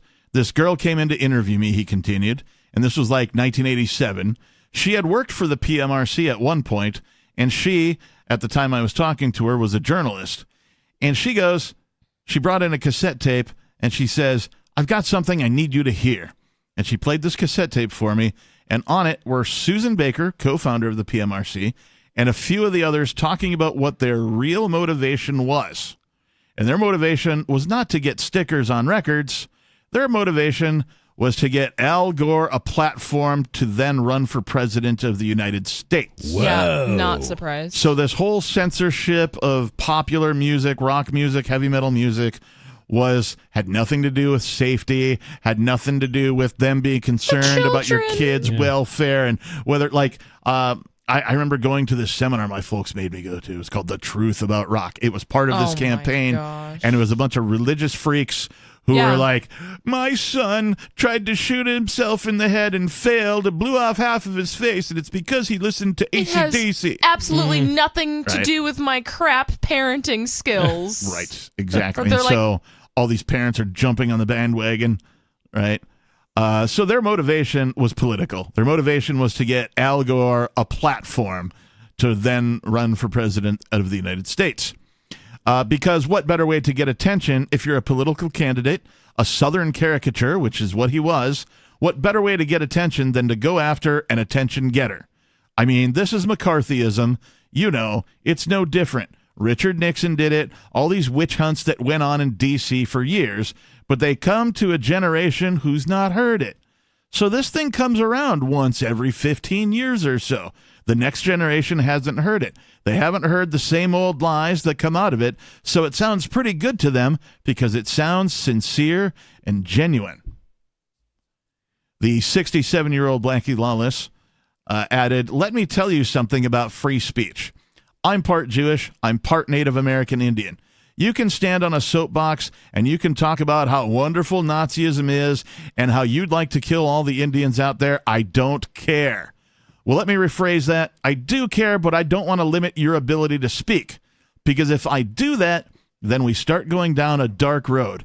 Because you start playing umpire, and then who plays the umpire tomorrow? Yeah, that is absolutely so accurate. Right, when the pendulum swings the other way, you don't want to get the wrath of that. Well, and the other piece of it I always say is, if someone is hateful, sexist, homophobic, anti-Semitic, whatever, insert horrible thing here, I want to know.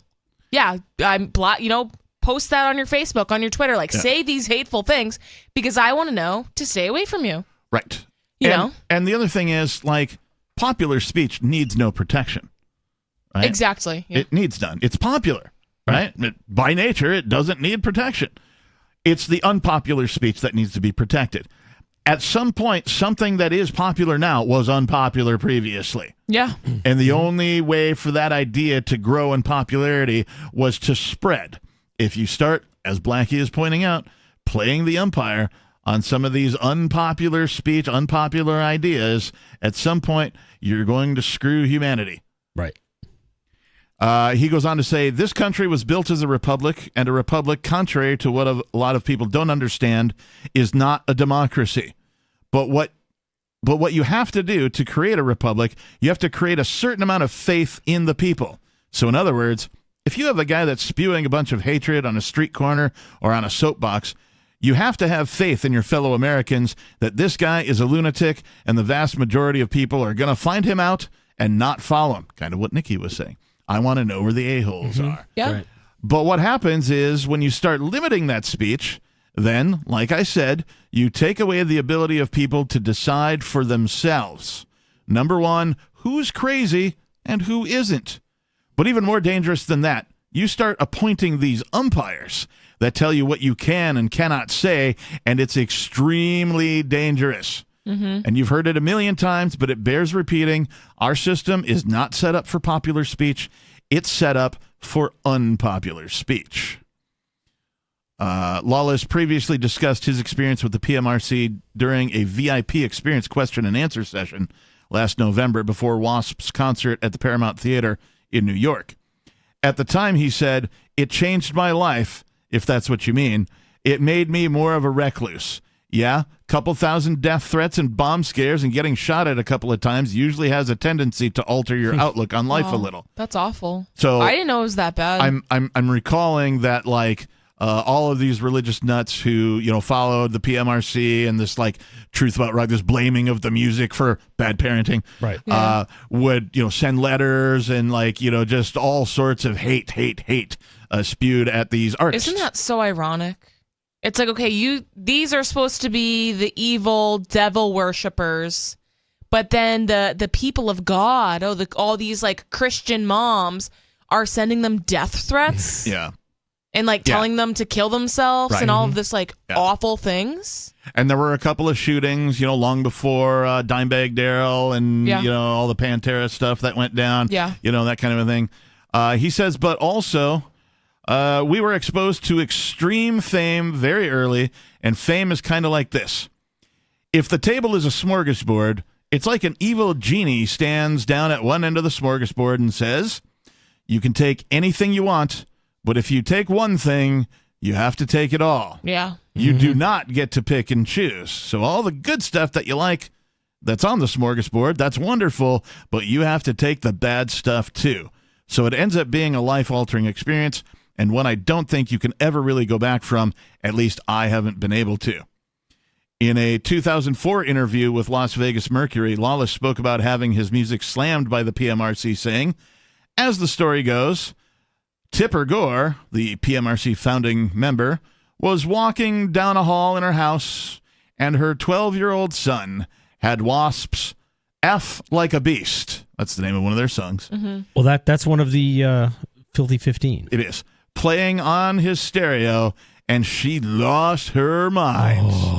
I heard it that it was her daughter, not her son, so this is a different telling of this for me anyway. But either way. So, yeah. Kids playing a record, song F Like a Beast comes on, mom flips out. Oh my gosh, I can't believe you're listening to such a filthy blah, blah, blah, blah, blah. You're going to rot in hell. Nobody should listen to that. Killer. Right? You know, all that kind of stuff, right? Yeah. Lost her mind. He says, I don't know if it's true, but that's the story I've been told. You want to talk about sensationalism, Blackie continued. This was an organization that was seeking a platform that would help serve its own political interests. They didn't give a damn about censorship. I've spent the better part of my career trying to get people to understand that this really is not what you think it is. They come to you like the wolf in sheep's clothing and then use you to create a frenzy, not unlike what McCarthy did with the communists and Bob Dole did with rap. This is nothing new. There's more to this story, and we'll get to that in just a moment. But first, let's go to this unscreened caller. You're on Free Talk Live. Hi, this is Peakless Mountaineer. Hello, Mr. Mountaineer. Can't stay away from us, huh? I just can't quit you. No, I just wanted to update you guys. It just got called, the election in Argentina. It is going to be a runoff with Milei. Nice. Cool. That's a huge step for somebody with libertarian, at least apparent libertarian or ANCAP leanings. Yeah, it came in about 36% Massa, 30% him, and 20% the next contender, which looks to be sort of conservative. So no telling really which way that one's going to go. So do you have any insight into what the runoff looks like in Argentina? Is it just the top two guys now go against each other in a vote-off? Yep, it's the top two. Okay. So, yeah, this one they had several options. And didn't get a whole lot of votes past the first three. Next one, it will just be the top two. I like his haircut. It is magnificent. It's like Austin Powers. Oh, man. Do you have any... It's the Jose San Martin. Do you have any sense of a timetable for this, Peakless? November. November. Oh, okay. So not. It's going to come up pretty quick, huh? Yep, pretty quick. All right. Was there anything else of significance to that story? No, that's really it. There's been a lot of election interference, people throwing out Milei ballots, but doesn't seem to have stopped them. If our listeners are not familiar with this guy, I'm trying to remember how to spell his last name right as I'm talking about it, but if you go online and just look up some videos, but Argentina, Milei, is it M-I-E-L-I? M-I-L-E-I. M-I-L-E-I. If you just look for videos on this guy. Javier is his first name. Yeah, they are incredible videos, in my opinion. Stuff that I'm surprised we're seeing from somebody on a foreign platform. Like we as libertarians are exposed to people who say the kinds of things Milei has been saying on a daily basis, particularly here in New Hampshire. Right. We say these things all the time here on Free Talk Live, but it is so refreshing hearing some of this come from somebody that none of us know. Right, we've not hung out with. He's not been to New Hampshire near as I can tell. Right, all that kind of stuff. Same thought. But he's coming from the same process, the same perspective of philosophy and freedom first, and it's very refreshing to me. Absolutely, anyway. yeah. Well, if he's not victorious, he should move to New Hampshire. We love him here. Welcome. Anything else, Peakless? Nope, that's it. Hey, we appreciate the call, man. Thanks for the update. We'll talk to you soon. Yeah, that's awesome. I'm very happy to hear that. Me too. And I'm just making a note here and runoff. Yes, there we go. So circling back to this bit from Blackie Lawless on the PMRC and his opinion of how politicized it was. He goes on to say, you don't have to be Nostradamus to see what's going on with young people these days, he continued. Parents just don't get involved with their kids as much as they used to. Are you going to tell me that these parents at Columbine didn't know anything was going on with their kids? Hey, my mother knew what I was doing 24 hours a day, 7 days a week, but parents now, they don't want to take any responsibility for their children. They bring something into this world, and then when something goes wrong, they want to blame everybody else for it. Yeah. Mm-hmm. This past July, Wasp's previously announced 2023 U.S. tour was canceled because of back injuries suffered by Blackie Lawless during the European leg of their tour. Lawless has led Wasp as its lead vocalist and primary songwriter since the beginning.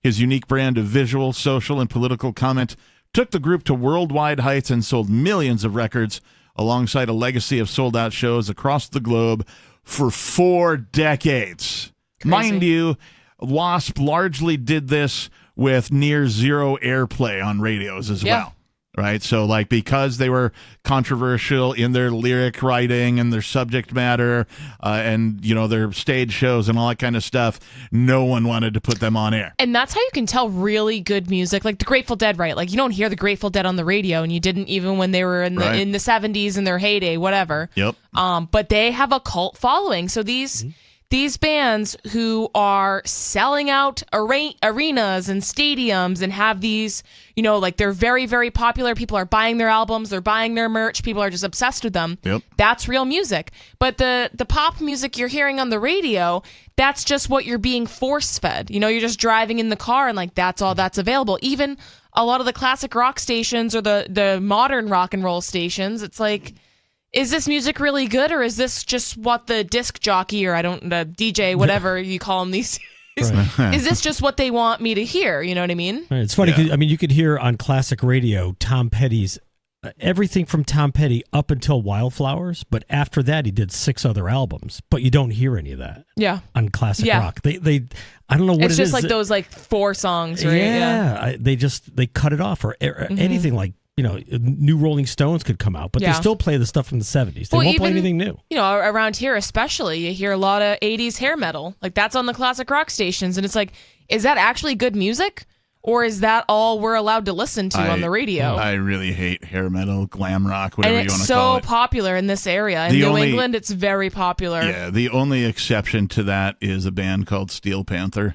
Yeah. Because they're making fun of it first and foremost. They do dress as a glam band. All the hairspray and big hair and spandex and, you know, tiger stripes and all that kind of stuff. But they are hilarious. Mm-hmm. They are a hilarious band. They are a comedy hair metal band, in my opinion. They might say different, but like they're the exception to the rule. I basically dislike all of the hair metal because what they did is they co-opted heavy metal and made it pop. Yeah. Right? They're like, we got to do a pop version of this. We got to do a pop version. Stuff like Master of Puppets, Metallica's probably like, if there's a thrash metal barometer, it's that album, right? Or perhaps the one before that, Ride the Lightning. But Master of Puppets went gold with 0 airplay. Yeah. Right. None. That's a good song. That's a good album. Yeah. And so but this is how perverse the mainstream is, whether it's mainstream news, mainstream, music, right? The mainstream, if you will, is totally perverse because it's trying to pander to the lowest common denominator. It's vanilla. Very vanilla. Yeah. Just very vanilla. Simple melodies, right? All that kind of stuff. Whereas, the whole entire thrash movie, like some years ago, there was the Big Four tour. Yeah. And it was the Megadeth, Metallica, Slayer, and Anthrax, I believe, were the 4, right? That got a whole bunch of press, and, radio stations are playing it. There's, like, subsections on rock radio stations now for heavy metal. There's several different shows called The Metal Shop. Metal Hour. Or the Metal Hour, whatever it is. And so they all got airplay. But, like, in order to achieve that level of success, they had to do so without the benefit of radio airplay in a time before the internet existed. Yeah. And that is a monumental that was achievement. all word of mouth. That was all hustle. Yeah. And touring, nonstop touring. Hard work. And hustle. 603-283-6160. Do you have anything to say about the PMRC and their effect on music? Give us a call. Let us know. Hour number 3 of Free Talk Live is coming up.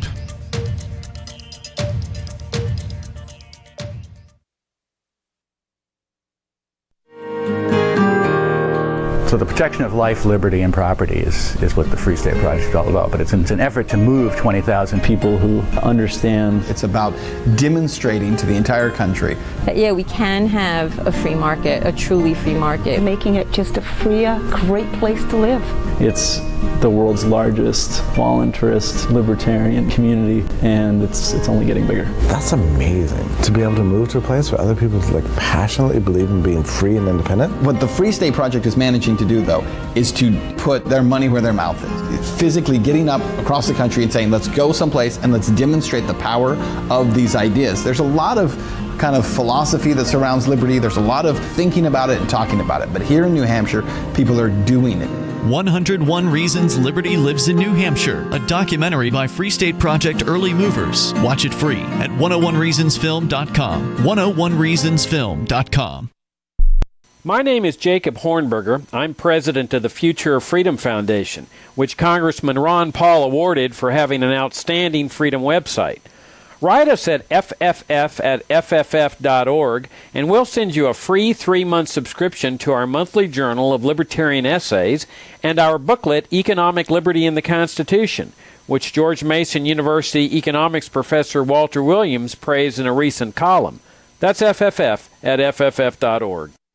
What if you want to hear the latest episode of Free Talk Live, but all you have is your phone, you forgot to download our archive, and you have no data connection? You can call our Listen line at 641-793-0191. That's a long-distance number, so you may incur charges. If not, listen as long as you want. 641-793-0191. The Free Talk Live Listen line, 641-793-0191. You're listening to the live edition of Free Talk Live. Hour number 3 is next after the news here on the Liberty Radio Network at LRN.FM. From Feature Story News in Washington, I'm Nick Harper. A second UN aid convoy has entered Gaza, but the world body is warning it needs much more assistance to adequately help the hundreds of thousands of Palestinians in need. 14 trucks crossed over from Egypt into the Gaza Strip, adding to the 20 trucks that went in on Saturday.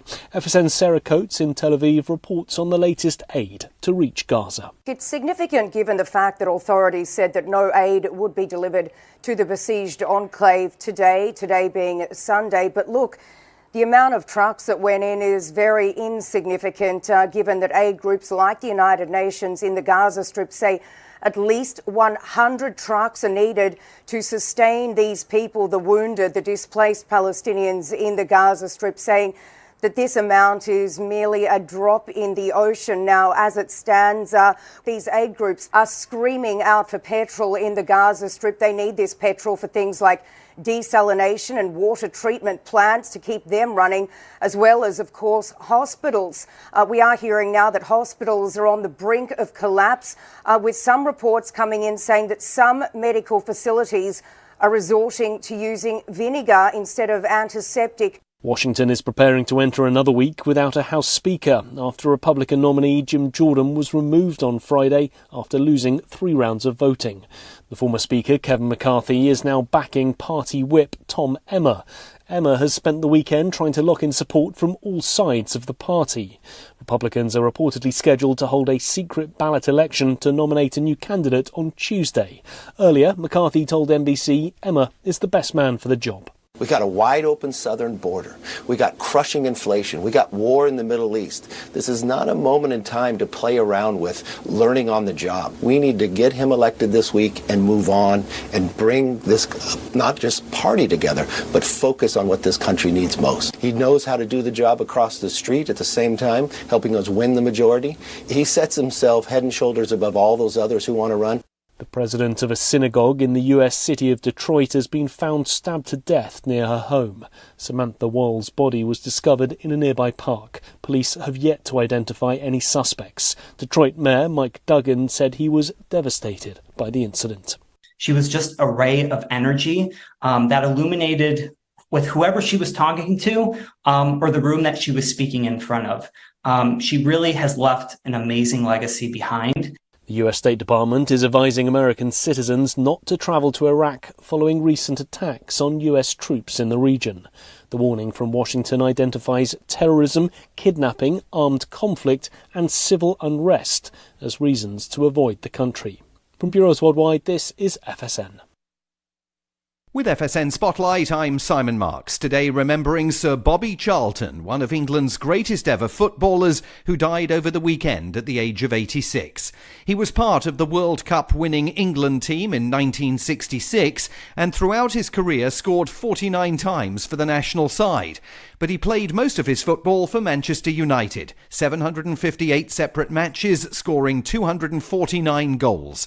He was also one of the survivors of the air crash at Munich Airport in 1958 that killed 23 people, including some of Manchester United's brightest young stars. We had three attempts to take off, and the third time we went straight through the perimeter fence, and the tragedy happened. You know, it was a major crash, and then so many people were killed. Sir Bobby reflected on the disaster in that 2008 interview with the Manchester Evening News. There was a lot of feeling round for Manchester United at that particular time. They were the champions, they were pioneers, we were going into Europe, everything was great, all these marvellous youngsters. And then when the accident happened, there was a feeling for the club, and it changed the whole thinking of football at Manchester United at that particular time. In social media postings on Saturday, Manchester United simply published Charlton's picture with the title, "Words Will Never Be Enough." With FSN Spotlight, I'm Simon Marks. And the main news again. A second UN aid convoy has entered Gaza, but the world body is warning it needs much more assistance to adequately help the hundreds of thousands of Palestinians in need. Washington is preparing to enter another week without a House Speaker. The former Speaker, Kevin McCarthy, is now backing Republican Party Whip Tom Emmer. And the president of a synagogue in the US city of Detroit has been found stabbed to death near her home. That's Feature Story News. Nick Harper reporting.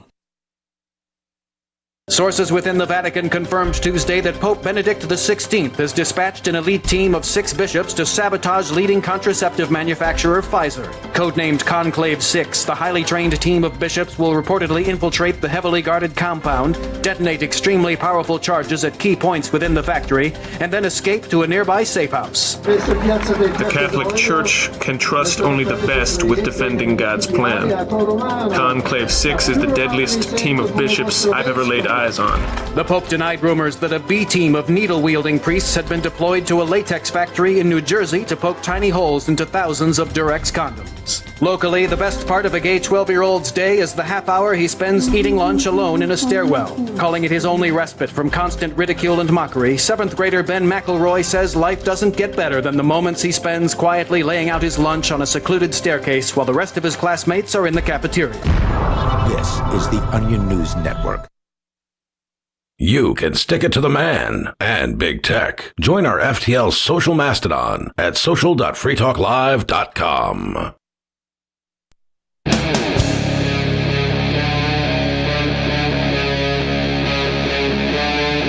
Free Talk Live.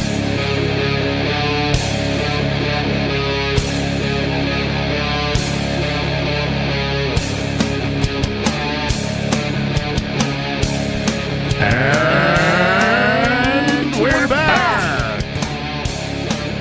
And we're thirsty. Are we hungry?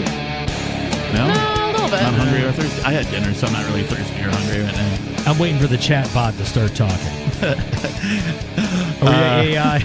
Are you AI, Captain? We're AI. We're AI. Domo arigato, Mr. Roboto. You're listening to Free Talk Live. We are not robots. We are not robots. I repeat in a robotic voice, we are not robots. Lemonade. I'm a person. I'm a real boy. How does AI get by the "Are you a robot" thing on these websites? They can't. That's the point. But can they? I mean, I'm surprised. I'd be surprised if they can't. Some of those are kind of hard. AIs can scroll an internet page, and they're capable of entering a character on a screen. That depends on what. You want to put a check mark, or you want to That's why they keep making them different. Yeah. You know how now they have you have to pull the puzzle piece, and you know they're developing. Right. The thing it says show which one is a speaker, and it's not the speaker of the house. It's the speaker. Meme. Before we go on, this hour of Free Talk Live is brought to you by Dash Digital Cash. Dash is the cryptocurrency designed to be used for spending. Tired of the ever-inflating U.S. dollar? Yes. Me too. Yes. You can live your life on Dash instead with a few handy websites. BitRefill.com has been accepting Dash for years and has a ton of big-name retailers and brands, including grocers, gas stations, phone refills, Amazon, and even prepaid MasterCards. Plus, many of their gift cards are available at a discount. What about paying your bills? Spritz.finance can do that, and they can also send dollars to your bank account in case you still need those for some unknown reason. Dash is one of the oldest cryptocurrencies and is widely available on exchanges, including the decentralized Maya protocol and in multi-crypto wallets. It's easy to get, easy to use. You can start by learning more at dash.org. Again, dash.org. And thank you to the Dash DAO for sending us 32 Dash per month to promote Dash on the air. You can visit dash.org to learn more about Dash, dash.org. Thank you. All right, speaking of robots, let's go to your calls and thoughts. We have Shane calling from Memphis, Tennessee. Shane, you are on Free Talk Live. Good evening, guys. That's good. Considering the conversation we had when I screened you, I thought, we'll play it up a little bit, right? So, well, you never know these days, right, with technology. Just so our listeners know, Shane called in, I screened him, and he says something along the lines, I'm paraphrasing. First of all, are you guys real, or are you guys AI that the government, has put online to get us to call in so they can trace us more readily? And I, of course, hopefully assuaged his fears that we are real people. If you want to check, you can go over to watch.freetalklive.com and see our video stream if you would like to see our faces for radio. Okay. Well, I wanted to call in first to thank you guys for many nights of entertainment while I was in prison. I couldn't call in then because, of course, it's prison, federal prison at that. So listened to you on the radio while I was at Petersburg, Virginia. Well, at thank the you. Federal Correctional Institute there, and enjoyed your shows. Well, thank you. Thank you. Thank you for I'm listening. glad you did. We're glad you are able. You're out, of course, and able to call now. And you know what? Well, I think more people in prison should probably be listening to shows like Free Talk Live, because it's kind of surprising, because you think that especially those people that are definitely victimized by the state, freedom. Yeah, they're thrown in a cage. You think those people would maybe get freedom and liberty, but sometimes they don't. And maybe Shane can give us, his version of that. But I do know for a fact that Free Talk Live does get listened to in some prisons that are near, sort of our radio stations that broadcast the show. Now, not all of the radio stations broadcast all 3 hours. Some stations will pick up 1 hour or 2 hour, or if they need filler, then they'll pick up all three and that kind of a thing. So, but Shane, go ahead. Right. Most of the prisons, I was transferred among 7 different prisons during my stay in the federal system. So they have a very lucrative transportation system. So when you get in trouble or you're a thorn in their side, like I was, because I use a lot of the grievance process at prison to address issues that the prison has for conditions of confinement for inmates. But yes, I would say I didn't find y'all's radio station until probably 2000. When was that? 21, I think. All right. Before that, most prisoners I know have listened to like Ghost to Ghost, the Sean Hannity and stuff like that. Yeah. The Free Talk Live was something I just came across one day flipping through the channels, because they regulate our communications. So some radios that we have only have FM, some have FM AM, but not always. So yeah, and that's the issue. Thank you for calling in and telling us this stuff, because this is what makes it worthwhile for us, right? We want to get through to people who need to hear the message of freedom the most. Well, I'll tell you, the freedoms in prison are very few. Even though they try to tell us that we still have constitutional rights in prison, they're just restricted a little. It's a bunch of BS. And I heard a couple of episodes where some guy that y'all know is gone to prison or something. Yeah, the founder, the founder of this show, Free Talk Live, is now behind bars.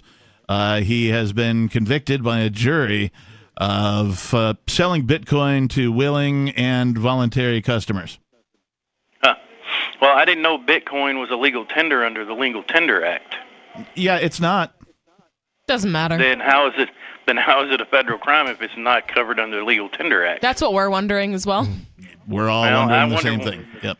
When y'all were talking about it, I wondered the same thing myself, because being in prison for 18 years, I studied the law quite a bit, dealing with the prison system and other things that other prisoners were there for. Yeah. And I could never find that connection. It's the same thing with the whole Commerce Clause and how the government says, well, we have the right to regulate commerce because it affects interstate commerce and foreign commerce. Well, how do you explain that? Because somebody was talking about guns on one, I think the lady was, and guns are sold everywhere, just like computers and TVs and packs of cigarettes, but you're not putting juveniles in federal prison for stealing a pack of cigarettes. You see what I'm saying? You make excellent points, Shane. But I called to kind of talk to y'all about that. I don't know if I'm a libertarian. I think I'm more of a constitutionalist. I believe in the Constitution and what it says and how it's supposed to work. But I also believe in the freedoms to do what you want, as long as it doesn't infringe on the next person's freedoms. Yeah, I came from a similar background, Shane. I would describe myself now, looking back. At the time, I don't know how I would have described myself, but now looking back, I would say that I was a constitutionalist. And the reason for that, I grew up in, we'll just say, religious homes. And, whenever something, some sort of a problem came about, everybody would be like, well, what does it say in the book? Right. So they had this place to go and sort of look things up and get some advice from this book. And so because of that, I was sort of trained to look for a thing to refer to. Right. Also, I would, back in the day, encyclopedias, let me go look it up in an encyclopedia. Right. So you'd go to reference material. And so to me, the Constitution was always that, right? It was just the reference material, right? Oh, well, such and such department or agency or person or whatever is doing X. Is that legal, illegal? Is it allowed, not allowed, right? How do we know? Well, let's go look at this document, right? The Constitution. And what does the Constitution say? And if it doesn't say that, then no, right? That was sort of my position on things until I figured out that, well, even though the Constitution says some really great things, none of it's enforced. And these politicians, these scumbags, continue to not follow it. So while I agree with you that the Constitution says some great things, the Constitution has been powerless to prevent the growth of what is now the largest empire in all of Earth's history. And so it's just a piece of paper with words on it to me now. Well, I think, and I agree with you for the most part, but I think that what a little document that the people forget about and they don't really read and understand is the Declaration of Independence. And I think if the people did, they would understand that they have the right to change the government at any time. And that's what that document is telling us. Why do you think they don't? Because it's not taught. I remember, I'm 49 years old, and I remember in school being taught specific areas in specific subjects, and that's it. No more information. Just like you, I wasn't raised in a really strict religious family, but when we did go to church, it was the preacher only picked this scripture, and that was what it meant, is what he said what it meant. And I think they did the same thing in school when they were teaching the Constitution and the Declaration of Independence. And that's why today people don't understand that the Declaration of Independence gives you that authority to change the government. And we need to put people in office who are homegrown, whether they're homegrown in the country or the city, but who understand where you're coming from. What politician do you know knows the people in the community that he supposedly represents, or she? Yeah, there's not a lot of that for sure. My question, of course, is what about the people who don't want to be represented at all? Because, well, me, for example, I prefer to represent myself in all of my matters and interactions with other individuals. Well, that would be more, I think, in line with the system I'm talking about, is more just a minimum government, like the Constitution talks about, is just to regulate commerce with foreign nations. Maybe, that needs to change a little bit, so it strictly says that they can only do this, this, and this, to provide defense for the states, and that's it. and that would be it. That's all they would have to do. The states were supposed to be able to govern themselves and the people alone to govern their lives, but we got way away from that. Well, that Declaration of Independence is a very dangerous document today. Very dangerous. They don't want people knowing about it. Don't tell anyone. Yeah, I call it the Decoration of Independence. Right. Put it in a frame, hang it up, read it. It sounds really great. Yeah, go to Washington, D.C., you can look at it. But it doesn't really do anything. Like if I go to Washington, D.C. with a copy of this in my hand and I go, we're done, we're replacing you. Guess what's going to happen to me? I'm going to be joining you there in federal prison. Jail. Well, I had a copy on my the which one is it, the fifth? No, is it the fifth? Shoot, I keep forgetting the one to be secure in your house from legal search and seizure, and then papers and all that. Yeah. Right. So I have that on the wall inside my door when the feds show up. Nice. And they still search my house because my wife gave them permission. Ouch. No, she didn't do it out of malice or anything. Right. It was done because she didn't know they confronted her before they confronted me. Right. And she gave them permission, and they said, well, because she lives here, she can give permission. Right. Well, and that's how it is too. And you know how they are. They phrase things in a way where it's a statement and not a question. Right. And a lot of times people do not know that you don't understand you can say no to the cops. Right. Especially if they're feds and they're being, threatening and scary. Mm-hmm. It's like, ugh. And that's the one thing I want to emphasize to people that are listening.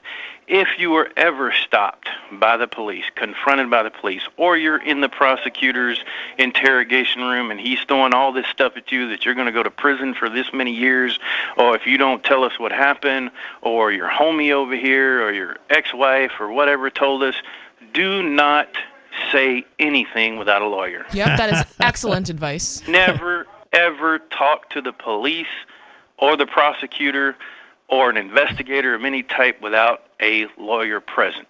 Well, the captain always told me, he just said, all you have to say is, I don't answer questions. That's the only thing you got. Or am I legally required to answer your question? No? Okay, then. Am I under arrest? Am I free to go? And they'll say, you're free to go. Okay, well, thank you. Right. I don't answer questions. I don't want to talk to you. And if they say you're not free to go, then you're under detainment. You're under detained. arrest. Right. And they have to read you your Miranda rights. Right. And if they don't do that, that violates your constitutional rights.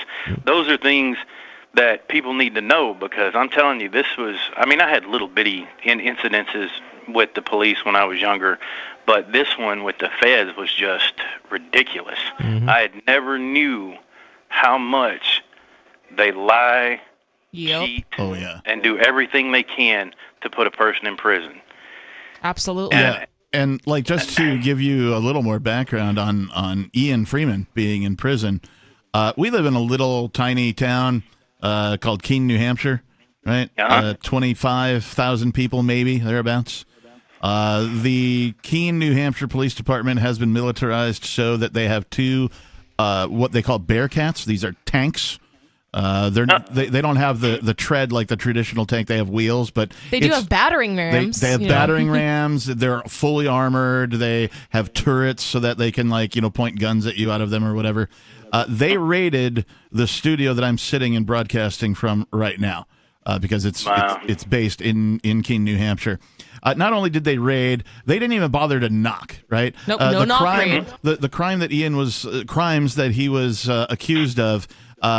Could have definitely been handled by, first of all, notifying him that he was doing something wrong officially. No one ever did that. He didn't receive any letters from any of the government agencies. They didn't have to raid the studio at all because these are, generally speaking, we're in a house, right? But we're in one room of the house. And generally speaking, the people who live here are peaceful people, right? We only believe that violence should be used in self-defense. And so all they needed to do was knock on the door. Somebody would have answered, and they could have done whatever they wanted to at that point, right? You're under arrest, or we're going to arrest these people, or whatever it was. They didn't do any of that. Instead, at 6 a.m., They're a little bit before 6 a.m. They crashed through doors and windows using battering rams and these Bearcats. They had, near as we could tell, some sort of a smoke device that was deployed to obscure your view. They smashed windows. It was pointed a gun at Matt's chest. Many guns. They had several agencies, amongst them the local Keene Police Department, the FBI, the post office, the IRS. And there's somebody I'm forgetting, but the ATF was there because they whatever. I think we counted 7 different agencies, probably somewhere between 20 and 50 officers. This was a what they claim a 6-year investigation, right? Wow. And guess who paid for that? Right. Y'all, Oh, yeah. all y'all. Oh, yeah, all y'all paid for that. Not me. I was in prison. They get you somehow. Yeah. Well, the prison does, let me tell you. But, you bring up a good point because about the militarization of the police. I was just seeing, I think it was the guy who escaped from prison. They showed the police had him surrounded in their military-looking uniforms. Mm-hmm. That was on the news. I really want to find that shot because if you take that and put it next to the picture where they show the Wagner group together, they look the same almost. It's a stage. It's a sound stage. Yeah. Mm-hmm. You know what I mean? Surprise. It looks. I'm just saying the way they're dressed compares to a mercenary group or a military group, and this is our police across the country. Yep. Now. Yeah, you're not. I only got a couple of years on you, so you and I are about the same age range. So, you and I both remember before police were militarized. Like, I remember when, social media was just starting to talk about, oh my gosh, is America becoming a police state? Well, guess what? They did. They are. Like, there's no more fear of it becoming one. We already are one. Yeah. Well, when I came to prison, smartphones wasn't where they are. The Motorola Razr V3 flip phone was the most technologically advanced phone when I came to prison. So my biggest issue with getting out is I walked into my first gas station to get something to eat, and I couldn't decide. I couldn't make a decision because there were just so many choices. It was like in prison you got a commissary sheet that's got you can get this, and this, right. And that's it. And it's like I just had to go back to the car and said, no, I don't want nothing, And it was just overwhelming is what it was. But I'm glad to be out, trust me. Yeah, I fully believe you, man. How long did you say you were in prison for? 18 years. 18 years, wow. Yeah, I was 32 when I went in. But do you know which prison Ian's at? Currently, he is at Merrimack County Jail. So he's not in an actual federal prison yet. Oh, okay. He still has, there's one more hearing, at least, if not 2 more, that have to happen before he goes to a federal facility. And he's also appealing the decision, of course. I don't think that's going to play into whether or not he moves into a prison, but he has to, there's some sort of a hearing for something they're calling restitution. They're basically trying to rape him for money. For the 0 victims that they, that he, had any effect on, right? The state has already said there were no victims in this case.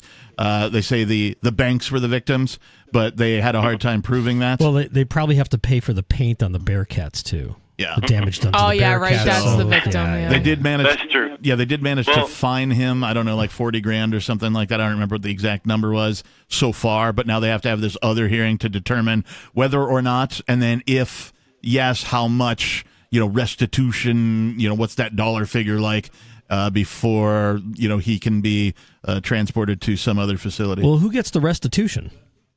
How much time did he get? 8 years. 8 years, wow. Yep. Okay. He was looking at more than 20. Fortunately for him, one of the most heinous charges were dropped. And that carried an additional, 25 years or something like that as a max sentence. So many, many letters were written by listeners and hosts and co-hosts and that kind of a thing to appeal to the judge for leniency. We believe that helped. We can't really prove that one way or another, but didn't help enough. We figured because he has 0 priors.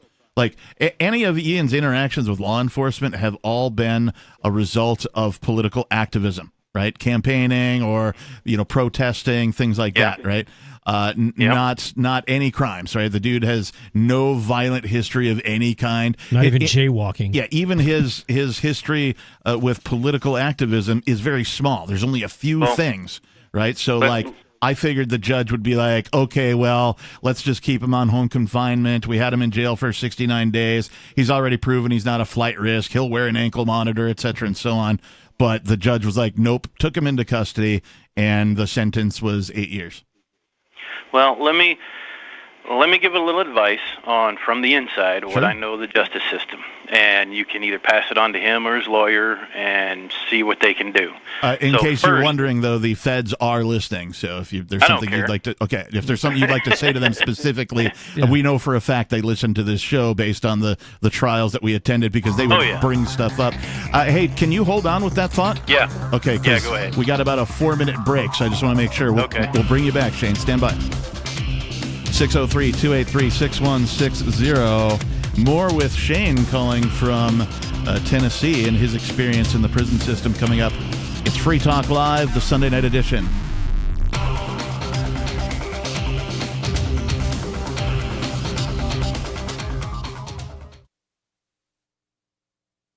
If you're David, a few well-chosen words can help level the playing field with Goliath. I'm Holland Cook from SurvivalSpeech.com. Recently, I saw a Yellow Pages ad for an appliance repair company, and the headline read, "Why wait for Sears?" If you're going to the Yellow Pages, the Dead Sea Scrolls of advertising, you're ready to buy right now. So this is an attention-grabbing message. And how about the plumber whose radio ad says, "Call by noon Thursday, and we'll be there Saturday at no extra cost"? Smart guy. Most plumbing firms give their crew the weekend off. This one gives them Sunday and Monday off. In the words of a respected advertising executive, cut to the chase, make it quick, and tell me exactly what you can do for me, especially if you're looking for work. For more tips on critical communication skills for the way things are now, hit SurvivalSpeech.com. I'm Holland Cook.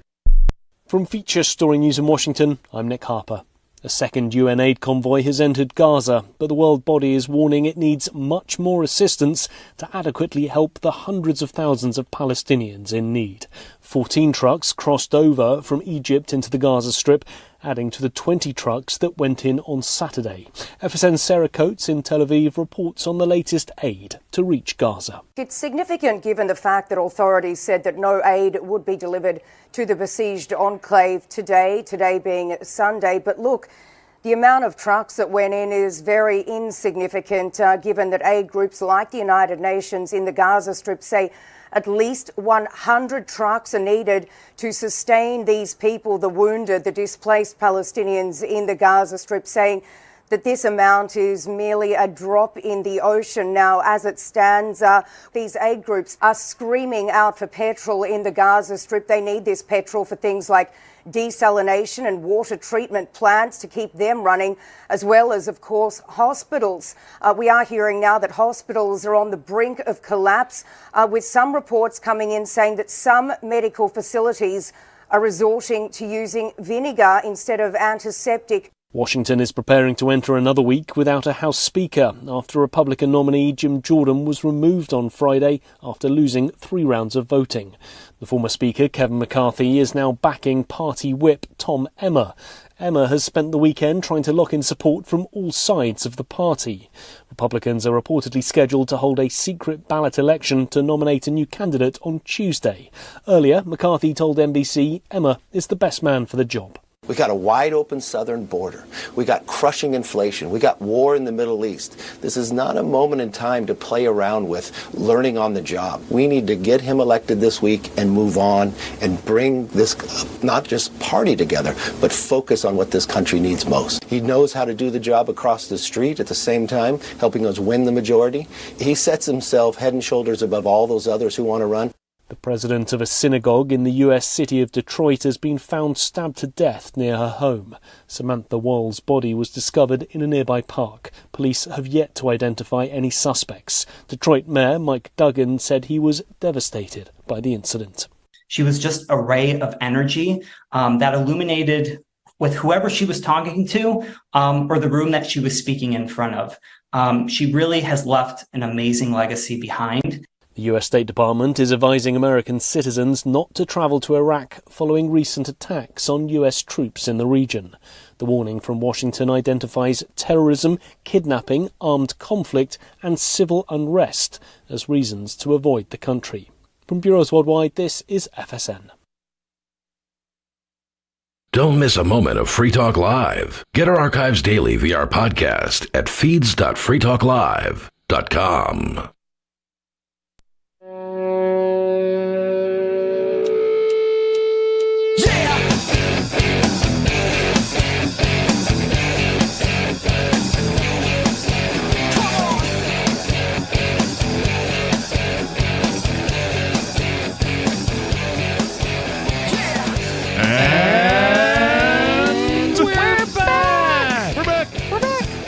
We're back. Come on. Come on. Yeah. That's what Michael Jackson is. Come on. Come on. Yeah. Do a head feels, and we're back. We're back. That's right. But it is Free Talk Live. The telephone number is 603-283-6160. If you want to try and get in, it's the final segment of the evening. We'll go till almost the top of the hour. If you're calling from a rotary phone, you can press 2. If you're calling from a rotary phone, get a new phone. No, come on, man. It's a classic. Yeah. Like Steve Classic. Yeah. In the studio tonight, it's myself, the captain. Steve Classic. And Nikki. Before we go on, we've got to get back to Shane. He's holding online. He wants to talk to us a little bit more about his experience and perhaps give some advice for Ian and, well, anybody else who might, be facing down the long arm of the law, as it were. But we want to ask all of our listeners for a favor, and that is to visit freekeen.com and find an article there published by Mr. Penguin, where we have put up the current address where you can write a letter to Mr. Ian Freeman at the Merrimack County Spiritual Retreat, also known as jail. So that information is up there. Also, Aria DiMezzo, one of the other first chair hosts of this show, is in prison for, all the things related to the Crypto 6 stuff. And she put on her own site, ariadimezzo.com. That's ARIADIMEZZO.com. She has information up there on how you can write her as well. And if you want to contribute to her commissary, there's information on how to do that. Both of these people, of course, being in jail, would love to hear from you. Absolutely. It's going to break up their day. It's going to give them support. It's going to make them feel like, they have a reason to continue, motivate them to, make use of themselves while they're in there as much as they can. And your support is, of course, welcomed. So if you want to do that, visit freekeen.com to find the information on how to write Ian, or visit ariadimezzo.com to find information on how to write to Aria while she is in jail. What's crazy? With good time served, whatever they call it, good behavior. Yeah. Aria is almost halfway done her sentence if you factor in what the good behavior time would be. Right. Yeah. Let's hope that maintains and that, she's able to maintain and that kind of a thing, because we are looking forward to her returning, assuming that she wants to. Sometimes, these things affect a person, and I haven't had that conversation. We all just assume she'll come back and be back. I'm pretty sure that's what'll happen, but you never know. And that's going to be her choice. Maybe she needs some time away once she gets out to sort of reacclimate and all that kind of stuff. We'll see what happens, but I do wish her the speediest release, of course. Let's go back to Shane, who is calling from Memphis, Tennessee. Shane, you wanted to say some more and maybe give some advice either about Ian or to other people maybe facing the long arm of the law? Yeah, with him just still at the county and waiting to come. Now, one thing he needs to talk to his lawyer about is during appeal, he can petition or motion the court to be released until the appeal is decided, because they take into account is your dangerousness to society. Right. For them to let you out on appeal. As I understand it, though, this was done during the They actually broke up the sentencing hearing into 2 different hearings for whatever reason. I don't know. There was a large turnout of protesters and supporters at both of these trials, so I think maybe that had something to do with their splitting it into 2. But at the second hearing, they did motion for that, and that motion was denied, and he was taken into custody immediately. So they can appeal. They did it before. Okay, well, they can still appeal the court's denial of that to the appeals court. I will make sure their attorneys know. And they can appeal that higher. The attorneys should know that. Any motion that's denied by a court can be appealed to the higher court all the way to the Supreme Court. Sure. So he has those options. But it sounds like what you were saying with his criminal record is because they will use a bounce check, they will use a driving on suspended license, they will use a traffic ticket to try to jack your points up. Okay, and what I mean by points is there's a point system that determines what security level of prison you go to, from a camp to a low, to a medium, to a USP, or to the ADX Florence. Okay. So, since he doesn't have an extensive criminal record, he is most likely, being a financial crime, which they consider white collar, will go to a low or a camp. Okay. He's only got 8 years, so he could possibly go to a camp. Now, his 8 years will be minus his good time, and how you calculate that would be it's 85% of 8 years. Okay. Now, with the passage of the First Step Act, if he takes classes in there like resume writing, typing, cognitive behavioral thinking, all that stupid mumbo-jumbo crap they want you to take to make them look good that has no relevance to the prison system, he will get anywhere from 10 to 15 days a month off for every 30 days that he participates and completes a class. Okay. So he can effectively get it reduced by a couple of more years, quicker that way. The prison system is not about rehabilitation. No matter what they tell him or what y'all think, it has no rehabilitation effort whatsoever. Yeah, they make them we're get keenly their aware. GEDs. Yeah. Okay. They make them get their GEDs and stuff like that, but the rest of it's BS. Some of the First Step Act stuff is going to improve that a little bit, because now you can get a Pell Grant while you're in prison to take a college course. So that allows some guys who got some sense to get some kind of secondary education. But his thing is going to be just in there to keep his nose clean, because if he gets in trouble, he loses good time, and it'll just keep him there longer. So he doesn't need to be a coward or nothing, because the stories about prison, you have to stand up for yourself. Sure. And anybody who's in prison, I tell them that you have got to stand up for yourself, but do it in a way that shows the other person is the aggressor, because that's going to make it easier on you when it comes to going to what they call the disciplinary hearing officer. Yep.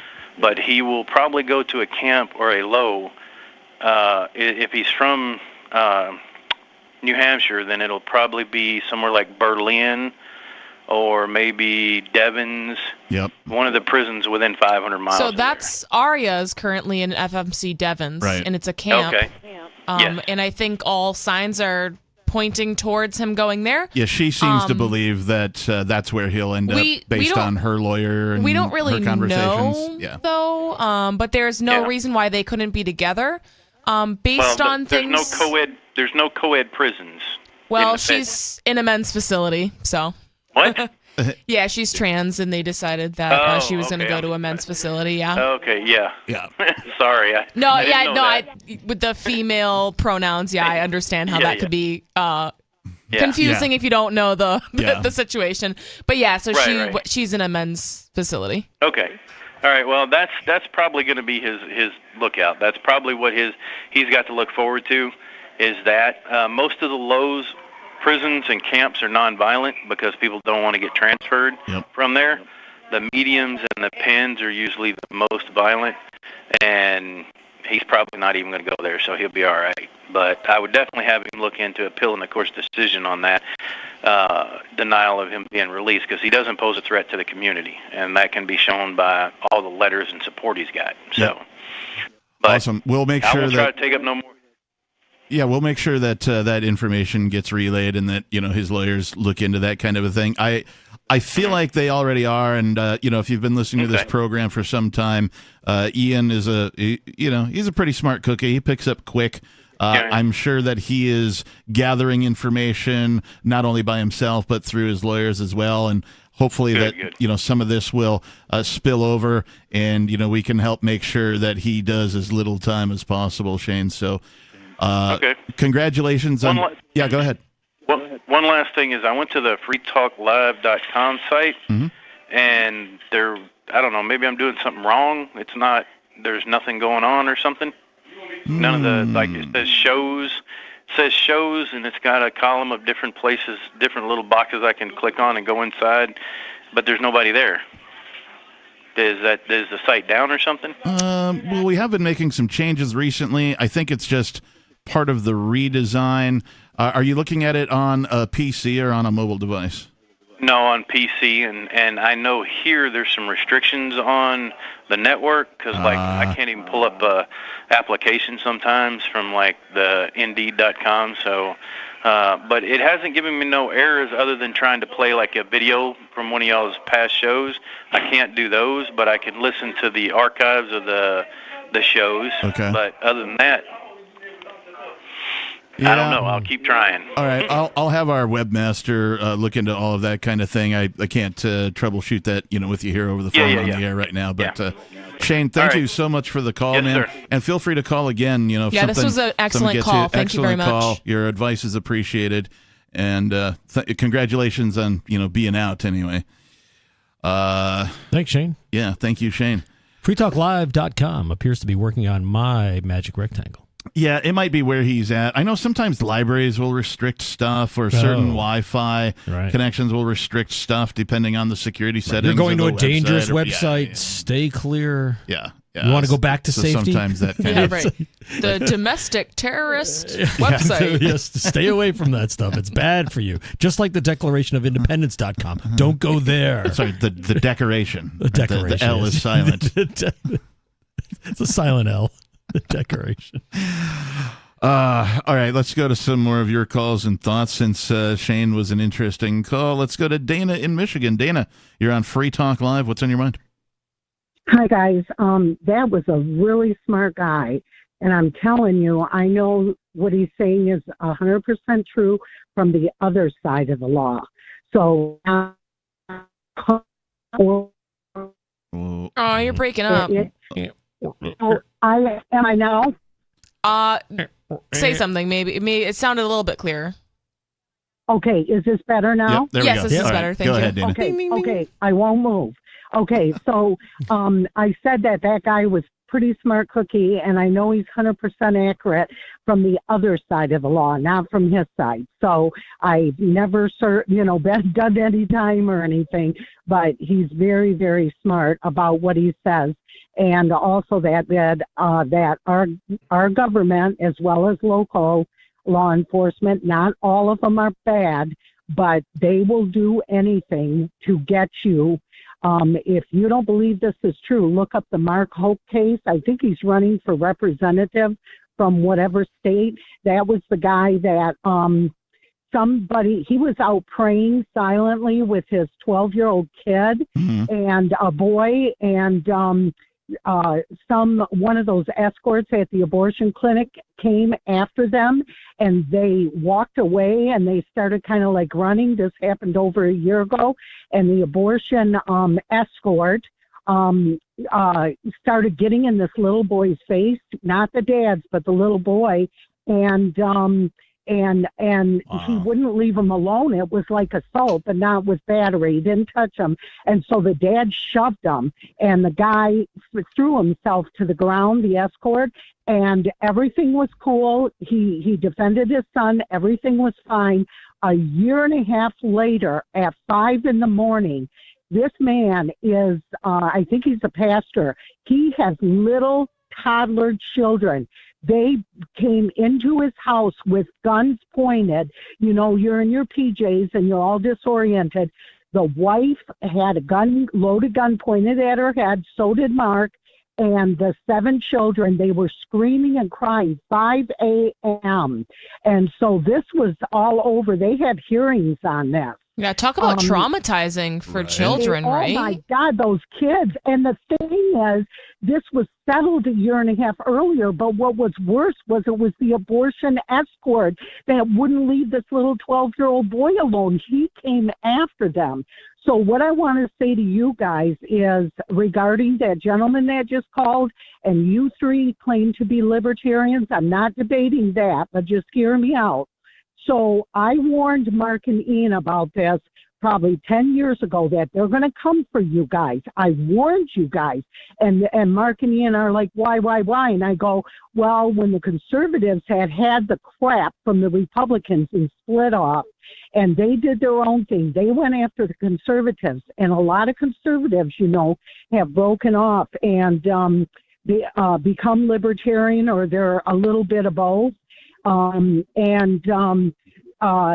I said that because you guys are so appealing in your philosophy that the government isn't going to put up with that. And look what's happening. Look how they broke in just with that guy, just like that guy who was just praying silently with his little 12-year-old boy. They did the same thing to Ian. The other thing I wanted to say to you guys, where were you guys in support of us conservatives when we needed you for January 6th and for other things? I'm not beating you three up personally about this, but my question to you guys is, where were you? I said this to Peakless about a month. You mean physically? Where were we, or like? Well, physically, I think I was at work supporting on the radio, because Peakless and I kind of got into it about 4 weeks ago on a Saturday night, and I'm just like, you guys, I compared us to you, and just because we don't have a match dollar for dollar same philosophy doesn't mean they're not coming for you guys too. We need to support each other and group together. So what if there's a few things that we don't agree on? Who cares? Yeah, I like the words that you're saying. As far as the J6 thing, I was watching it online at home while it was happening, and then we spent the next, I don't even know, week or so here on Free Talk Live talking about it and all the different angles about it. As you know, Dana, we have different hosts who have different opinions, and we differ slightly, and even in our own philosophies and that kind of a thing. So I love your end statement, which is, are you a freedom-oriented person? Yes. Are they coming for us all? Yes. Should we all cooperate, even though we have differences? Yes. All of that is exactly true, Dana. So thank you for the call. We appreciate you. She makes some valid points. As far as like where we were, I was not there physically. I wasn't going to go there physically. No. Right. I have no desire to go to the District of Criminals. Right. Unless I want to see the Declaration of Independence, I would go to Washington. I'd just look at a picture written in cursive. Yeah, I'll just look at a picture online. Yeah. But I mean, exactly what happened, right? That's why I don't want to go there. If you even go there like remotely hinting at like, hey, change needs to be made, you are getting demonized. You are getting arrested. The FBI is going to come and hunt you down. Right. They're going to come after you. They're putting you on a list. They're putting little asterisks and check marks next to your name and your profile on their watch list. And it's true. The United States of America has become the largest empire planet Earth has ever seen, period. Right. End of statement. Now, what do empires typically do? Crumble. Well, they crumble, but before they do that, well, they go to fiat currency, right? Which we've already seen in the United States. War. And then the other thing they do is they start turning on their own citizens. Yeah. Right? Like a dog backed into a corner. Right. And so they're beginning to do that as well, if not in full-fledged the midst of it. Dana's saying, I warned them. Well, to some extent, they knew, right, that they were at least being watched and that kind of a thing. This Crypto 6 raid was not the first time the studio has been raided by federal authorities. And so they knew even from that time that, people were watching, that there was an investigation, et cetera, and so on. But, free people should not submit because they're afraid the man is watching. Free people need to continue to living freely, at the risk of being, brought down by some government agency. Well, and that's the thing. It's like, so what is the point? Like, oh, they're going to come get you. Okay, and were they supposed to stop doing this show? Like, I don't get. Well, one, I don't get what the warning was supposed to mean. And two, coming back around and being like, well, I told you so, was also a little. Well, it's to make an example. It's to frighten you or to frighten other people, or like, boy, I don't want to do that. And the judge even said as much in Ian's, like, no, this sentence is for a deterrent. A deterrent, right. Yeah, that was the exact part verbiage. of the sentence, like part of what he needed to consider was he even admitted it. Like, it's part of the whole thing. It's not even, I thought that would have been, hush hush, like we're not actually going to say it. That it's part of the sentencing. Yeah, it's all coming out. I mean, they don't even try to hide it. No. It's like, you can't, like, Owen Schroyer from InfoWars, like, wasn't even at the Capitol. And he was arrested for whatever, just free speech. Talking about like a election denying. I mean, is that illegal now? Right. To question an election? Not as far as I know. I guess it is. But it is. And I'm going to bring it back to me because, like, people are selfish, right? We're all motivated by our own self-preservation, right? And how we want to live our lives, what kind of life we want to build for ourselves. So, again, the United States government makes no room for somebody who not only can, but wants to represent themselves in all matters individually, in all transactions individually.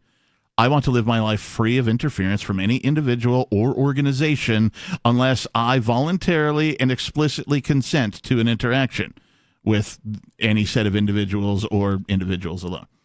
The fact that I can't do that should be shocking enough to everybody listening to make them take action of some sort.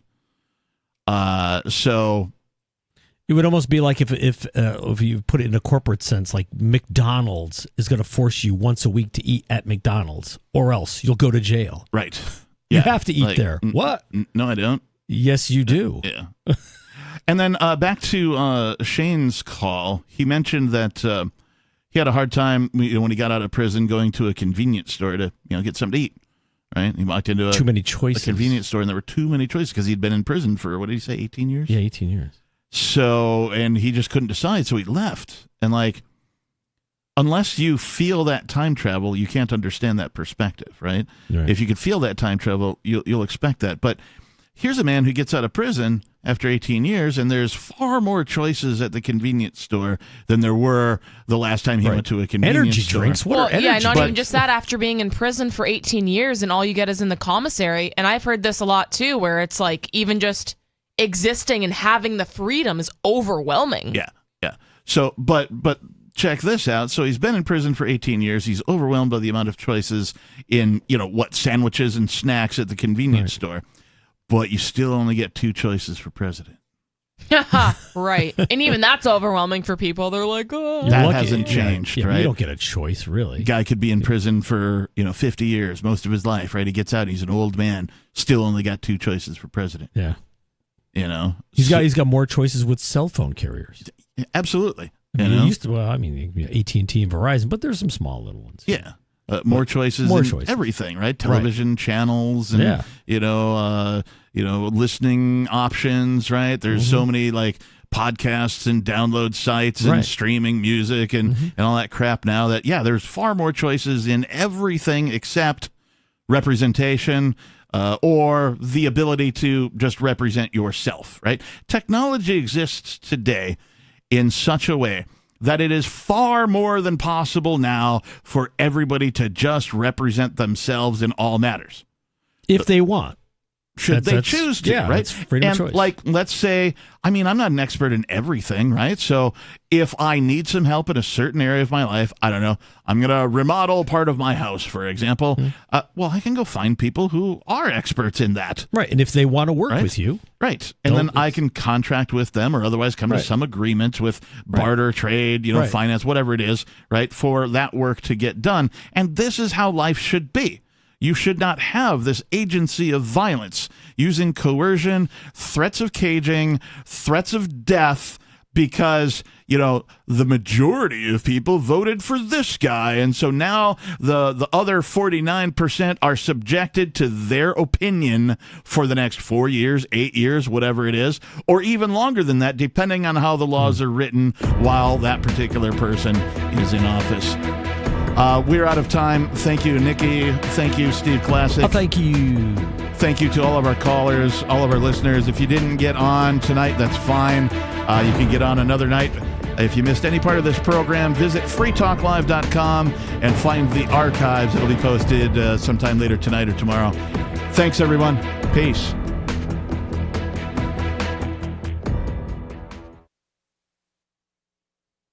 Free Talk Live, the show where anyone can call about whatever they want. And we do mean anyone. He bought a radiation monitor on eBay for $10. You got to be kidding me. A Geiger counter? Yeah. Okay. So I said, let's put some batteries in it and get it fired up.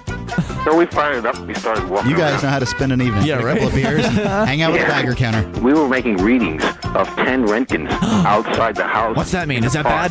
Yeah, it is. Is that dangerous? Yeah, it is. Really? Roentgens. Now, where's the life-threatening one? 100 Roentgens. I'm really concerned now because I've seen... But you weren't concerned before you got the